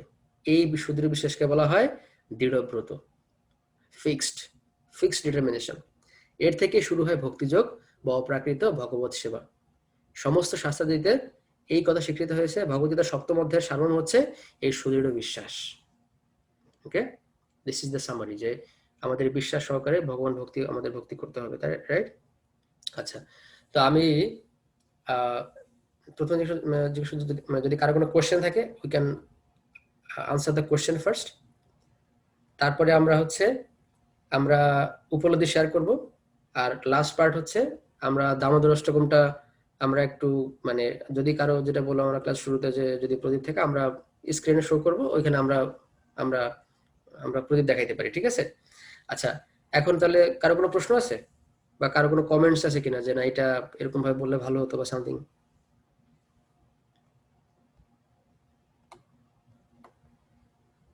আচ্ছা, যদি কোশ্চেন না থাকে তাহলে আমরা দেখি যে আজকে ক্লাসে আমরা কি শিখলাম সেটা আমরা ডিসকাস করতে পারি অল্প সময়ের মধ্যে। আমাদের অলরেডি টাইমও খুব বেশি, আমরা অনেক সময় আমাদের চলে গেছে। So let us share our realisation, কি কি শিখলাম আজকে ক্লাসে। হরে কৃষ্ণ। হরি বল। হ্যাঁ, আমার একটা কোয়েশ্চেন ছিল যে Sure. মানে আমরা যে 4টা ভাগ করলাম, যে আর্ত মানে যারা হচ্ছেন হতাশাগ্রস্ত এবং যারা হচ্ছেন ওই যে অর্থার্থী অর্থ যারা কামনা করেন, যারা হুম জিজ্ঞাসা, হুম ওই 4 প্রকারের মানুষ হচ্ছে মানে ভগবত ভগবানকে ভক্ত হয়। ডাকেন। তো হুম 3 প্রকারের যে যারা শুরুতে বলা হলো যে মানে 2 প্রকারের মানুষ, মানে ওরা হচ্ছে যে তাদের যখন চাওয়া পাওয়া গুলো ফুলফিল হয়ে যাবে তখন তারা হচ্ছে আবার দেখা যায় মানে সেখান থেকে সরে যায়। তো মানে সরে যেতে প্রথম পারে। 2 হুম আচ্ছা, যেতে পারে। তো মানে তারা হচ্ছে মানে শুদ্ধ ভক্তের অ্যাসোসিয়েশন পেলে তারা হচ্ছে পরবর্তীতে আবার মানে শুদ্ধ ভক্ত হবে, কিংবা ভক্ত অ্যাসোসিয়েশন পেলে। তো মানে প্রথম 2 প্রকারের যারা যে মানে যারা হচ্ছে অর্থ কামনা করছে, যারা হচ্ছে আর্ত, এই 2 প্রকারের মানুষ তো হচ্ছে কিছু একটা চাইছে ভগবানের কাছ থেকে, কিন্তু যারা জিজ্ঞাসু তারা তো ভগবানের মানে তার তো হচ্ছে তাদের নিজের জিজ্ঞাসা কিংবা তাদের নিজের জানার আগ্রহ থেকে পুরাটা করছে। তাহলে মানে তারা কি ফুলফিল হওয়ার পরে, মানে তাদের জানাটা ফুলফিল হয়ে যাওয়ার পরে কি তারা চাওয়া বন্ধ করে দেয়, এরকম কিছু? চা আসলে হ্যাঁ, খুব ভালো প্রশ্ন। যে আমরা ঠিক আছে বুঝলাম, মানে কোশ্চেনটা যদি আমি একটু বলি সেটা হচ্ছে যে ঠিক আছে আর্ত অর্থে বুঝলাম তারা হচ্ছে দৈহিক বা মানসিক সুখ চায়, তারা সেই সমস্যা থেকে মুক্ত হতে চায়, অর্থাৎ যেটা তারা অর্থ চায়। তাহলে জিজ্ঞাসুরা কি চায়? জিজ্ঞাসুর ক্ষেত্রে যেটা হচ্ছে সেটা হচ্ছে তারা হচ্ছে মানে মানে আচ্ছা, জিজ্ঞাসা হচ্ছে ইনকুইজিটিভ, রাইট? তারা হচ্ছে অনেক তাদের হচ্ছে অনেক কি বলা যেতে পারে, তারা হচ্ছে মানে তারা ভগবানের সাথে জানতে চায়, কিংবা তারা বিভিন্ন বিভিন্ন উপায়, যেমন বললাম কর্মযোগ, জ্ঞানযোগ, ধ্যানযোগ, এই সময় তারা অনেক জ্ঞান অর্জন করতে চায়। এবং এবং এই যে জ্ঞান অর্জন করতে চায় এবং জ্ঞান অর্জনের পরে তারা তাদের মানে উদ্দেশ্যকে তারা হচ্ছে মুক্তি কামনা করে বা তার সিদ্ধি কামনা করে। বুঝতে পারছি? সে মুক্তি বা সিদ্ধি জিনিসটা কি? সিদ্ধি হচ্ছে কি, যেমন আমি বলছিলাম যে যেমন অষ্টাঙ্গ যোগের কথা বলছিলাম। অষ্টাঙ্গ যোগে কি হয়? অষ্টাঙ্গ যোগে যেমন এরকম ভাবে প্রসেস গুলো যেটা বলছিলাম 8টা প্রসেস, শেষ পর্যন্ত কি সমাধি হয়ে গেলে তখন তারা সিদ্ধি লাভ করলে তখন কি হয়? তখন তারা অনেক সিদ্ধি লাভ করে, যেমন অনিমা, গরিমা, এরকম অনেক লঘিমা, এরকম অনেক সিদ্ধি আছে। বা জ্ঞানীরা অনেক মুক্তি চায় বা তারা মুক্তি যেতে পারে, কারণ জিজ্ঞাসা ইভেন্চুয়ালি জ্ঞানীর দিকে যায় আস্তে আস্তে, ঠিক আছে? সো কি হয় তখন তারা এরকম ভাবে তারা মুক্তি চায়, তারা সিদ্ধি চায়। তো কিন্তু কিন্তু এই সিদ্ধি চাওয়া বা মুক্তি চাওয়া বা বা হচ্ছে ভক্তি চাওয়া, এগুলো ভক্তি মানে যেটা জড়জাগতিক আরো আরো আরো আরো হচ্ছে কামনা বাসনা ফুলফিল করা, মানে এটা হচ্ছে শুষ্ক জ্ঞান। আমি যদি বলি এটা এই জিজ্ঞাসা বলতে শুষ্ক জ্ঞানকে বোঝাচ্ছে। কারণ যেহেতু শুদ্ধ ভক্তি না, আমরা খুব লাকি যে আমরা আসলে এখন বুঝতে পারছি যে আসলে আমাদের ভগবানের সঙ্গে জিজ্ঞাসা করা উচিত, আমাদের ভগবানের সম্বন্ধে কর্ম করা উচিত। কিন্তু যদি ভগবদ্গীতা যদি দেখিয়ে যেভাবে আসলে শ্রীকৃষ্ণ চাই ভাবে জিজ্ঞাসা বলতে বোঝাচ্ছে শুষ্ক যারা জ্ঞানী, তারা হচ্ছে মানসিকভাবে তারা অনেক কিছু জানতে, মানে তারা হচ্ছে মানে তারা হচ্ছে ভগবানের ভক্ত, মানে ভগবান বিষয়ে তারা এরকম ভাবে তাদের অত নলেজ নাই। তারা অনেক তাদের হচ্ছে যে জাগতিক বিষয় হতে পারে, সেটা তারা হতে পারে যে আহ, আমি যদি বলি যে যেমন এই যে আমি যেটা বললাম যে যেমন দেবিকা যেটা তুমি আমাকে বললা যে এই যে আত্মা আত্মা এবং দেহের পার্থক্য, সেটা হচ্ছে মানে সেটা হচ্ছে মুড অফ গুডনেস এর এটা। যে ঠিক আছে আমার মুড অফ গুডনেস সত্য গুণের ফলে, সত্য গুণে যদি অধিষ্ঠিত তাহলে সে বুঝতে পারে we are not our body, কিন্তু this is not Bhagavat bhakti. বুঝতে পারছি? তো সে এরকম ভাবে, সে খুব ইনকুইজিটিভ যে আমাকে আচ্ছা তাহলে এই যে আমরা শিখলাম যে ঠিক আছে এই 23টা হচ্ছে মহৎ তত্ত্ব, হ্যাঁ, তারপরে এখান থেকে আলাদা হচ্ছে সুপার সোল, মানে সোল আর কি, মানে ভগবতের শক্তি। এই যে সে inquisitive, but this is not Bhagavat bhakti. বুঝতে পারছি? এই যে জিজ্ঞাসু মানে ইনকুইজিটিভনেস, আচ্ছা ঠিক আছে তাহলে এই জড়জগৎটা কিভাবে কাজ করে, কিভাবে, হ্যাঁ, এই জড়জগৎটার বাইরে কিছু আছে কিনা, এইভাবে সে, কিন্তু দিস ইজ নট ভগবত ভক্তি। ভগবতীটা তখনই হয় যখন কোনো ভক্তের মুখ থেকে আমরা শ্রবণ করি, যখন কৃষ্ণ স্বয়ং, যখন স্বয়ং কৃষ্ণের কাছে আমরা শ্রবণ করি, তখন সেটা হচ্ছে ভগবত ভক্তি বা ভগবানের সেবার জন্য যেটা করি। কিন্তু এই যে আমি আমি আমি যেটা জানার চেষ্টা করতেছি, this is not devotional service. সেজন্য কি হয়, সেজন্য ঠিক আছে আমি জানলাম যে এই জড়জগতে এই 23টা মহত্তত্ত্ব, এর এর এর এর হচ্ছে বাইরে একটা আছে অবজেক্ট, সাবজেক্ট, হোয়াট এভার, এরকম যেগুলো আছে আর কি, লেয়ার বিভিন্ন, বা মানে কিভাবে সিস্টেমগুলো কাজ করে। But this is not Bhagavat bhakti unless you satisfy Krishna by devotional service, by glorifying him. কারণ ঠিক আছে আমি আমি জানার চেষ্টা করছি, but this is the glorification of Krishna? No, just like শুষ্ক জ্ঞান। এবং এদের উদ্দেশ্য কি ইভেনচুয়ালি, ঠিক আছে আমি জানা হয়ে গেছে, আমি জিজ্ঞাসা, ঠিক আছে আমি জানলাম, কিন্তু আমি ভগবত ভক্তি করলাম না, বা আমি ধারণা করলাম যে কৃষ্ণ হচ্ছে মানে ভগবান হচ্ছে নির্বিশেষ, ভগবান হচ্ছে মানে আমরা একসময় ভগবান হয়ে যাব। এগুলো হচ্ছে জিজ্ঞাসা টাইপের বা জ্ঞানী টাইপের। মানে এর মধ্যে খুব ফাইন লাইন আর কি, খুব ফাইন লাইন। বাট পয়েন্ট হচ্ছে যে এরা আসলে মানে মানে এদের আসলে জ্ঞানটা আসলে ভগবানের প্রতি একনিষ্ঠ না, এক্সপেরিমেন্ট করে করে আগানো। বুঝতে পারছি? যেমন সায়েন্টিস্টরা কি আছে, তারা তারা অনেক জ্ঞানী হতে চায়, এক্সপেরিমেন্ট করে করে আগাচ্ছে, হ্যাঁ এটা করলে কি, ওইটা করলে কি হবে, আরো পন্থা বলে এটাকে। But this is not devotion. But যদি কেউ যথাযথভাবে গবেষণা করে, তাহলে সে দেখবে at the end of the গবেষণা, at the end of the research, there is Krishna sitting there. বুঝতে পারছি? বিজ্ঞানীরা কি করে, তারা গবেষণা, it's very nice, they are doing research because they also have intelligence, otherwise you cannot do all this research. They are doing great work, but what is the problem? They are denying Krishna, that is the problem. বুঝতে পারছি? So জিজ্ঞাসু ভক্ত যদি as it is ভাবে গবেষণা করে, he will see at the end of the result there is Krishna sitting there. আর ডেভোটিরা কি করে, ডেভোটিরা হচ্ছে শুরুতে কৃষ্ণকে বসায়। এটা হচ্ছে পার্থক্য। Eventually you will get Krishna, even if you do research in the right way, you will see Krishna. Even Debika তুমি যদি দেখো, সায়েন্টিস্টদের অনেক এরকম ভাবে, আইনস্টাইন, নিউটন, কেলভিন, এরকম অনেক অনেক সায়েন্টিস্ট আছেন, মানে তারা কি বলছেন, তারা বলছেন there is a mastermind behind the universe. They don't know, they don't know this, that is Krishna, but they said there is a supernatural brain. বুঝতে পারছি? সো জিজ্ঞাসাটা হচ্ছে কি, জিজ্ঞাসা হচ্ছে যে ইনকুইজিটিভনেস, মানে আমি জানতে চাই, ঠিক আছে আমার এখন জ্ঞানে, কিন্তু সেই জ্ঞানটা যদি ভগবানের দিকে যদি যদি না হয়, তাহলে কেউ সেটা বিপথে পরিচালিত হয়। তখন কি আসে, তখন মুক্তিকামী, সিদ্ধিকামী, ক্ষমতা অর্জন করা, হ্যাঁ, এগুলো তখন আসে। তখন সেই জন্য জিজ্ঞাসু ভক্তরা কি হয়, বাট যদি কেউ যথাযথভাবে করে, তাহলে সেটা হচ্ছে ভগবানের দিকে আস্তে আস্তে যেতে পারে। বা শর্ত হচ্ছে কি, association of devotees or hearing from the bona fide source. এবং এরা 3 টাইপের হচ্ছে কি, এরা হচ্ছে সকাম ডিভোটি, মানে তাদের মধ্যে কামনা বাসনা আছে। যে আমি জানতে চাইছি, আমার জানার উদ্দেশ্য কি, আমি জেনে আমি কোনো উন্নতি করব কোথায়, আমি আমার আর্থিকভাবে উন্নতি হব, আমি হচ্ছে জ্ঞানী হব প্রচুর, আমি অনেক জ্ঞান হবে, জ্ঞান হলে মানে ওই যে বললাম মায়াবৃত জ্ঞান, জ্ঞান হবে, জ্ঞান হয়ে পরে বলবে আমি ভগবান হয়ে যাবো, আমি ভগবানের মধ্যে কিছু নাই। এরকম হয় কিনা আশেপাশে, আমরা দেখি কিনা মানুষজন কি বলে, যারা একটু শিক্ষিত, তারা মনে করে যে এইসব ধর্মকর্ম এগুলো হচ্ছে bogus, because they don't have proper knowledge. তার মানে জিজ্ঞাসুরা কিন্তু যদি কেউ যথাযথভাবে অনুসন্ধিত, মানে যদি কেউ যথাযথভাবে জিজ্ঞেস করে, যদি কেউ যথাযথভাবে আগায়, তাহলে সে দেখবে যে না, this is ending into Krishna or devotion. বুঝতে পারছি? Does it answer your question, Devika? হ্যাঁ, thank you. Hare Krishna. Thank you so much. Yeah. Any questions so far from anyone? Hare Krishna. আচ্ছা, এখানে জ্ঞানী বলতে কি নির্বিশেষবাদীদেরকে বোঝানো হয়েছে? জ্ঞানী বলতে নির্বিশেষবাদী বোঝাচ্ছে। হ্যাঁ, আমরা এখানে হ্যাঁ, মানে এটা আমরা এইভাবে ক্লাসিফাই করতে পারি। মানে জ্ঞানী বলতে বলছে নিষ্কাম কর্ম যারা। নিষ্কাম মানে কিরকম, তাদের they don't have a desire, they don't have material desire. কিন্তু নির্বিশেষবাদী সবিশেষবাদী এখানে পড়বে, মানে মধ্যে কি পড়বে নাকি? এখন আসলে ব্যাপারটা, হ্যাঁ, এটা মানে এই মানে আগে বুঝতে হবে যে জ্ঞানটা আসলে কি। জ্ঞানটা আসলে কি, মানে জ্ঞানটা হচ্ছে ভগবানের সম্পর্কিত জ্ঞান। হুম। ঠিক আছে? সো তাও তো সবিশেষবাদ জ্ঞানটাও তো এখানে পড়ার কথা। হ্যাঁ, মানে আমি যেটা বললাম, মানে এটা হচ্ছে মানে জ্ঞানটা হচ্ছে, এবার আমরা তারপরে দেখছিলাম কিরকম যে যে যে শুরু থেকে কৃষ্ণ ভাবনামৃত সে হচ্ছে প্রকৃত জ্ঞানী।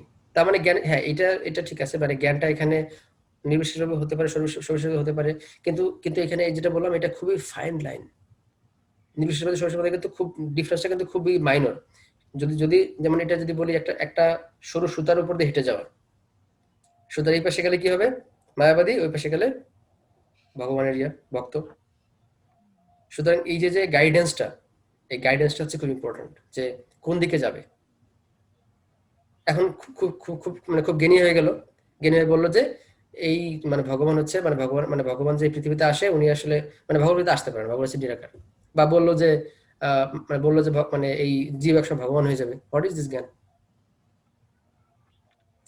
This is not proper knowledge, right? So জ্ঞানী বলতে বোঝাচ্ছে এখানে যে এটা হচ্ছে যে যারা already they don't have any material desire, they're already beyond material desire. They are not doing things for getting something. যেগুলো নিষ্কাম, কর্মফলের প্রতি আসক্তি নেই। ঠিক আছে? তার মানে বাট মেইন ক্যারেক্টারিস্টিক্স হচ্ছে যে মানে কোন রকম জড় কিছু না চেয়ে শুধুমাত্র জ্ঞান অর্জন, তারা এক্স্যাক্টলি হচ্ছে জ্ঞানীর। Exactly exactly any question so far? আচ্ছা, ঠিক আছে, তাহলে আমরা অলরেডি, হ্যাঁ, আমরা একটু তাহলে ইয়ে করি, মানে রিয়েলাইজেশন শেয়ার করি কুইকলি। তারপর হচ্ছে আমরা অ্যাসাইনমেন্টের আমরা দেখি। আচ্ছা, আমরা বলবো, অসুবিধা নেই। সো আমরা একটু তাহলে শেয়ার করি কি কি আজকে শিখলাম। অনেক কিছু কোশ্চেন দেখা যাচ্ছে আজকে এবং অনেক ইন্টারেস্টিং মনে হচ্ছে। So let's just start from whom you want to start? Like, Hare Krishna. Hare Krishna. So আজকে প্রথমেই দেখলাম যে কৃষ্ণকে নিয়ে শোনা যে সবচেয়ে ইম্পর্টেন্ট, এভাবেই জানা যায় কৃষ্ণকে নিয়ে। তারপরে দেখলাম যে এই যে থ্রি মোডস অফ নেচার, এটার থেকে ফ্রি হতে হলে আমাদের সাহায্য লাগবে, যার থেকে যে অলরেডি এগুলির থেকে ফ্রি হয়েছে তার সাহায্য লাগবে। আর এটাকে একটা ভক্ত, সো আমাদের ভক্তর সাহায্য লাগবে ফ্রি হতে। Right. Exactly. তারপর দেখলাম যে 4 ধরনের মানুষ কৃষ্ণ ভক্ত হয়, আর কিন্তু এর মধ্যে সবচেয়ে শ্রেষ্ঠ যে হলো গিয়ে পিওর ডিভোশনাল সার্ভিস, কৃষ্ণকে এনগেজ থাকে, সেই শ্রেষ্ঠ। Exactly. আর তারপরে কৃষ্ণ বলল যে যাদের কম বুদ্ধি তারা ডেমিগডদেরকে ওয়ার্শিপ করে, কিন্তু Exactly. আসলে যেই ফল পাওয়া যায় ডেমিগডকে ওয়ার্শিপ করলে, ওগুলি কৃষ্ণই দিচ্ছে। সো ডেমিগডকে ওয়ার্শিপ করার লাভটা কি? আর আরেকটা হলো গিয়ে এই চ্যাপ্টারে যে কৃষ্ণ ক্লিয়ারলি বলে যে কৃষ্ণ নিজেই যে সুপ্রিম, এমন না যে ব্রাহ্মণ সুপ্রিম, কৃষ্ণ নিজেই supreme. Right. Exactly. Very nice point. Yeah, so মানে এবং এটা হচ্ছে পূর্ণ জ্ঞান। এটা নিয়ে অনেক কনফিউশন মানুষের মধ্যে, কিন্তু এই যে ভগবদ্গীতাটা আমরা ভগবান ক্লিয়ারলি বারবার, একবার না শুধুমাত্র বারবার এই কথাটাই বলছেন, তাই না? যে মত্ত পরত আমার থেকে সৃষ্টি করে, আমার থেকে মানে নিজের দিকে ফিঙ্গার পয়েন্ট করে। So I mean, who is Krishna? Is the সবিশে, is a Shyam Sundar Murlidhar, right? So yeah, this is very important point, right? Okay, great. Thank you so much. Yeah.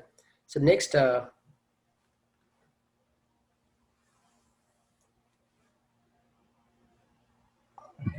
হরে কৃষ্ণ।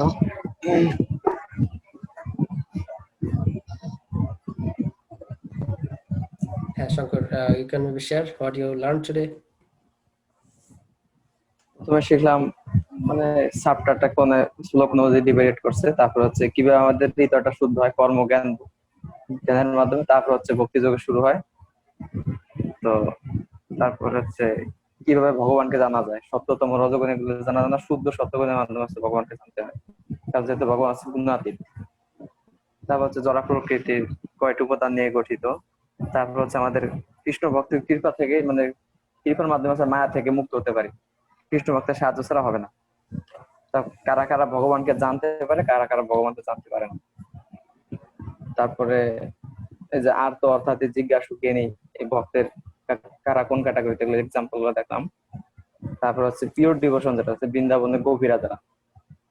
তারপর হচ্ছে জীব কিভাবে মোহাচ্ছন্ন হয়, হিংসা এবং দেশ, এইগুলোর মাধ্যমে। এবং free desire, right? Free desire আর হচ্ছে দেশ, এনভিয়াসনেস, কৃষ্ণ প্রতি এনভিয়াসনেস, রাইট রাইট,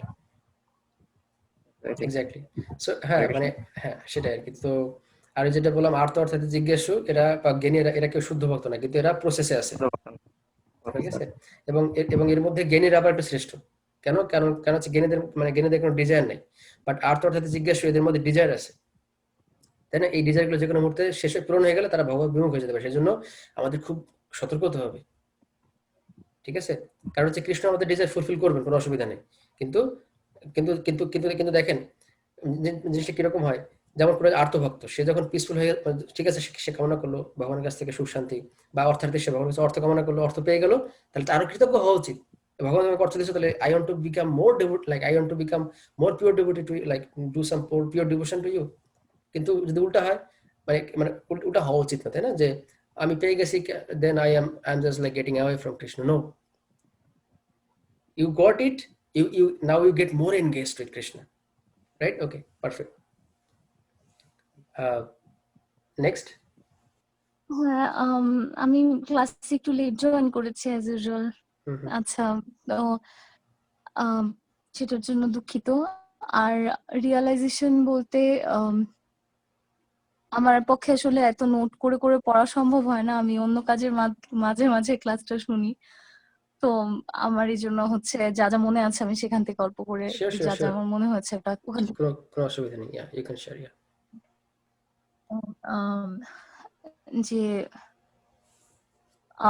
প্রথম যেটা ছিল যে হচ্ছে ভাগবত পাঠ নিয়ে একটা কথা ছিল, যে মানে যে বিষমিশ্রিত দুধের যে ব্যাপারটা, সেটা আমি বারবার শুনেছি অনেকবার, যে বিষমিশ্রিত দুধ, কিন্তু আমি আজকে মূলত স্টোরিটা আজকে জানলাম, যে মানে যে ভাগবত পাঠ করছে উনি নিজেই মুক্ত না। মানে আমি যদি নিজে হচ্ছে জিনিসটা ভালো মতো না জানি, কিংবা আমি যদি নিজেই গুণগুলো থেকে মুক্ত না হই, তাহলে আমার সেই কথাগুলো শুনে কিংবা আমার সেই প্রকৃত রিয়ালাইজেশন সেগুলো না থাকলে অন্য কাউকে আমি সেটা থেকে সেই রিয়ালাইজেশনটা শেয়ার করতে পারবো না, কিংবা তার মধ্যে সেই রিয়ালাইজেশনটা জন্মাবে না আমার নিজের মধ্যে যদি রিয়ালাইজেশন না থাকে। এটা একটা ছিল। তারপর সেকেন্ড আমি যেটা হচ্ছে কোয়েশ্চেন করলাম একটু আগে, সেটার ব্যাপারে হচ্ছে আমার মানে আমার ধারণা ছিল যে হচ্ছে মানে যারা জিজ্ঞাসু তারাও বোধহয় জিজ্ঞাসা করতে করতে একটা টাইমে মানে ভগবানকে জেনে সেটাকে প্রপারলি ব্যবহার করবে, কিংবা তারা হয়তো ভগবত সেবায় হয়তো নিযুক্ত হবে। কিন্তু মানে এই তিন প্রকারের মানুষই মানে জিজ্ঞাসু সহজে মানে হঠাৎ করে মানে ভগবত বিমুখ হয়ে যেতে পারে জানার পরেও, এই জিনিসটা আমি জানতাম না। তো মানে এটা হচ্ছে যে মানে প্রপার ডিভোটি অ্যাসোসিয়েশনের মাধ্যমে হচ্ছে সেই জিনিসটাকে ধরে রাখা সম্ভব, এটা আমি জানতাম না। এটা আমি জানলাম যে মানে জিজ্ঞাসু যে ভগবত বিমুখ হয়ে যেতে পারে হুট করে, কিংবা ওটা যে শুধু শুষ্ক জ্ঞান, মানে জানার ইচ্ছা থেকে শুধু মানে জানতেই থাকলাম একটা টাইমে জেনে যে শুধু আমার নিজের উন্নতির জন্য আমি জানলাম, কিন্তু কাজে লাগালাম না। Exactly, right. এটা ছিল একটা। তো এগুলোই আমার আরো হয়তো শুনতে শুনতে মনে পড়বে, এখন আমার মনে পড়ছে না। না, এই পয়েন্টটা খুব ভালো ছিল, যেটা বললাম যে আসলে মানে তো সেই জন্য আমরা যেটা পড়লাম সপ্তম অধ্যায়ের শেষে পার্টটা মনে আছে, ওখানে প্রবাদ বলছেন যে ভগবানের প্রতি দৃঢ়ব্রত হওয়া, সুদৃঢ় নিষ্ঠা সহকারে, সেটা হচ্ছে এই চ্যাপ্টারের সামারি। সুতরাং আমরা দেখেন এই জিনিসগুলো, এগুলো শুদ্ধ ভক্তি না, কর্মজ্ঞান, তাই না? বাট এগুলো আমাদের কেন জানা দরকার? জানলে কি হবে, আমরা বুঝতে পারবো যে আমরা কোথায় আছি, আমাদের কি করা উচিত, তাই তো? যে আমরা ঠিক আছে, আমি এখন বুঝলাম যে আমার অবস্থানটা এখানে, so I have to improve myself. না জানলে কি হইতো, আচ্ছা ঠিক আছে আমি জানি না, কিন্তু আমি বুঝতেছি না আমি কোথায় আছি। So first we need to know that where is our position and what we should do to improve ourselves day by day, right? So that is the whole point. Okay, thank you so much. Acha, Onik Pal Prabhu, I can't see, I can hear you. ভক্তিযোগী যে শ্রেষ্ঠ, এটা আর কি এটাই আর কি বলবো, সবকিছু এইটাই highlight করে আর কি, ভক্তিযোগী শ্রেষ্ঠ। এক্স্যাক্টলি। ইভেন আমরা দেখছি যে চতুর্থ বা পঞ্চম অধ্যায়ে এরকম বলা আছে যে কর্ম এবং জ্ঞানের মাধ্যমে যে ফল লাভ হয় সেটাও ভক্তি না থাকলে হয় না, সেখানেও ভক্তি লাগে। ভক্তিটা হচ্ছে এমন কর্মজ্ঞানের মাধ্যমে ওই সব ফল লাভ করা যায় না, যদি যদি সেখানে ভক্তি না থাকে। আমার মনে হয় আর যদি কারো বৈজয়ন্তী বাকি আছে। হরে কৃষ্ণ। আহ, আমি জাস্ট কিছু পয়েন্ট বলবো যেগুলো হচ্ছে হয়তোবা আসেনি বা আসলেও মনে হয়েছে যে অল্প একটু বললে ভালো। যেটা হচ্ছে যে আমরা শঙ্কর প্রভু বললেন যে আমাদের 6 নাম্বার অধ্যায় পর্যন্ত হৃদয়কে কলুষমুক্ত করার স্তর দিয়েছে। তো তারপরে 7ম থেকে শুরু হয়েছে মোস্ট কনফিডেন্সিয়াল চ্যাপ্টার্স 7 থেকে 12 পর্যন্ত, যেটাকে খুব সংরক্ষণ করে রাখা হয়েছে, যেমন করে সিন্ধুকে রত্নকে রাখা হয় সেভাবে। বা বার্গার থিওরি আমরা পড়েছি, বার্গার বা স্যান্ডউইচের মতো। তো সেখানে আমরা দেখতে পাই যে 6ষ্ঠ অধ্যায়ের যে লাস্ট শ্লোকটা ছিল সেটা ছিল যে সর্বশ্রেষ্ঠ যোগী কে। ভগবান বলেছে যে যে হচ্ছে শ্রদ্ধা সহকারে মদগত চিত্তে ভজনা করে। তো সেটা থেকে লিংক করে এসেছে 7 নাম্বারের প্রথম, মানে 7ম অধ্যায়ের প্রথম শ্লোক। সেখানে ভগবান বলছে যে ভগবান শ্রবণ করো বলছে, তো শ্রবণ করার গুরুত্ব এখানে চলে এসেছে। এবং আমরা এইটুকু প্রভু বলছিলেন ক্লাসে যে আমরা যখন যে কোনো মানুষ যখন মৃত্যুশয্যায় থাকে তখন অন্যান্য সব ধরনের ইন্দ্রিয়গুলি অ্যাক্টিভ থাকে না, কাজ করা বন্ধ করে দেয়, কিন্তু শ্রবণ ইন্দ্রিয়টা অ্যাক্টিভ থাকে। তো সেক্ষেত্রে আমরা দেখতে পাই এখানে শ্রবণের গুরুত্বটা কত বেশি। তো তো আমরা যখন শ্রদ্ধা সহকারে ভগবান সম্পর্কে শ্রবণ করব, সেখান থেকে আমাদের মদগত হওয়ার শুরু, যেটা ছিল 6ষ্ঠ অধ্যায়ের 29 নাম্বার শ্লোক। সরি, আমি নাম্বার ভুলে গেছি। 6ষ্ঠ অধ্যায়ের লাস্ট শ্লোকটা যেটা ছিল যে হ্যাঁ 47, ইয়েস। তো সেখানে ছিল যে সর্বশ্রেষ্ঠ যোগী হওয়ার যোগীটা কে, মানে তার বৈশিষ্ট্য মদগত চিত্তে যিনি শ্রদ্ধা সহকারে ভজন করেন। তো এখানে আমরা দেখতে পাচ্ছি যে মদগত হওয়ার শুরুটা কি, সেই লিঙ্কটা ভগবান এখানে দেখিয়ে দিয়েছেন যে শ্রবণ করার মাধ্যমে। আর হচ্ছে তারপরে 7ম অধ্যায়ের 2য় শ্লোকটাতে ভগবান বলছেন যে যেটা শ্রবণ করলে, মানে আমি তোমাকে এমন কিছু বলবো যেটা শুনলে, যেটা জানলে আর তোমার আর কিছু জানার বাকি থাকবে না। তো আমরা দেখতে পাচ্ছি যে কৃষ্ণ ভাবনামৃত ভক্তিযোগ হাইয়েস্ট, এর উপরে আর কিছু নাই।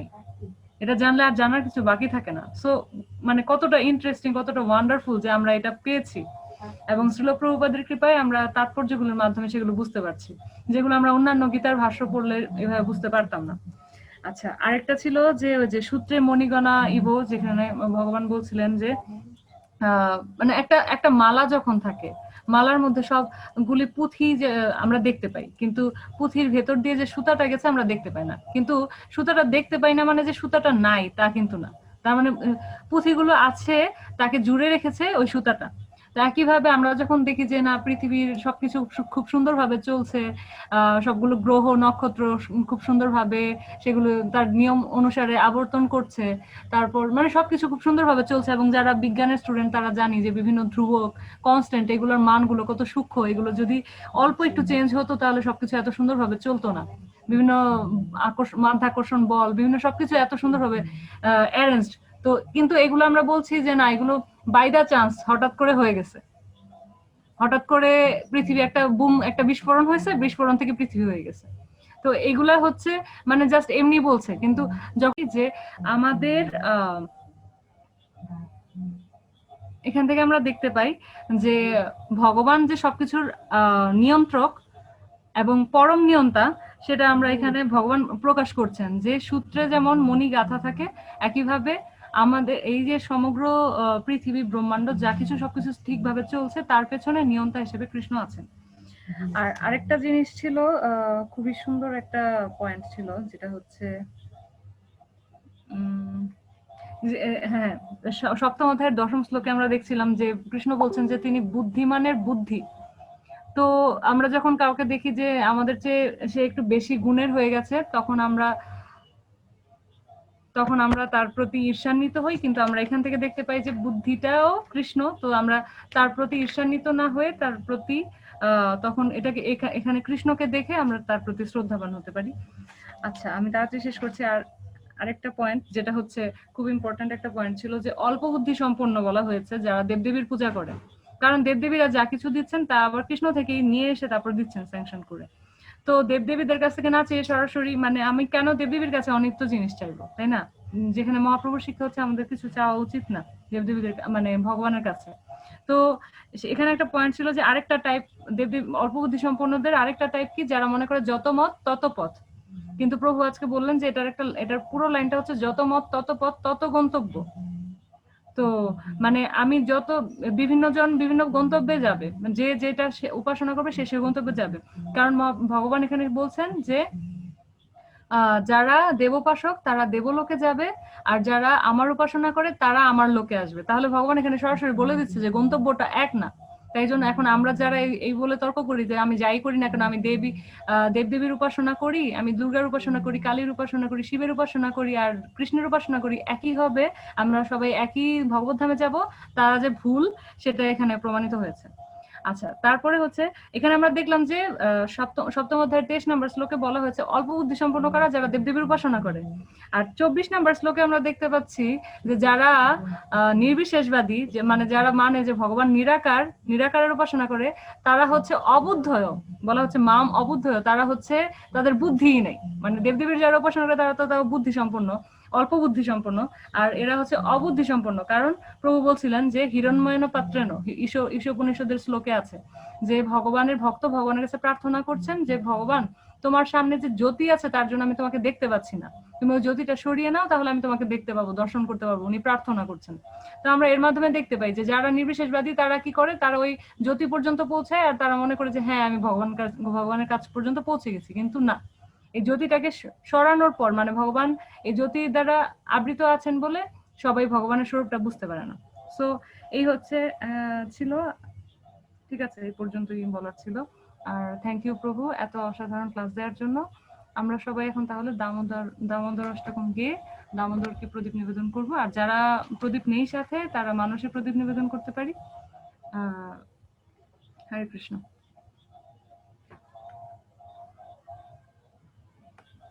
So thank you Vajanti for your wonderful sharing. শেষ করি, আর পরবর্তী ক্লাসে দেখা হবে চ্যাপ্টার 8 पंचाकल्पतरुभ्यश्च कृपा सिन्धुभ्येव च पतितानां पावनेभ्यो वैष्णवेभ्यो नमो नमः। श्रील प्रभुपाद की जय। गौर प्रेमानंदे हरि हरि बोल।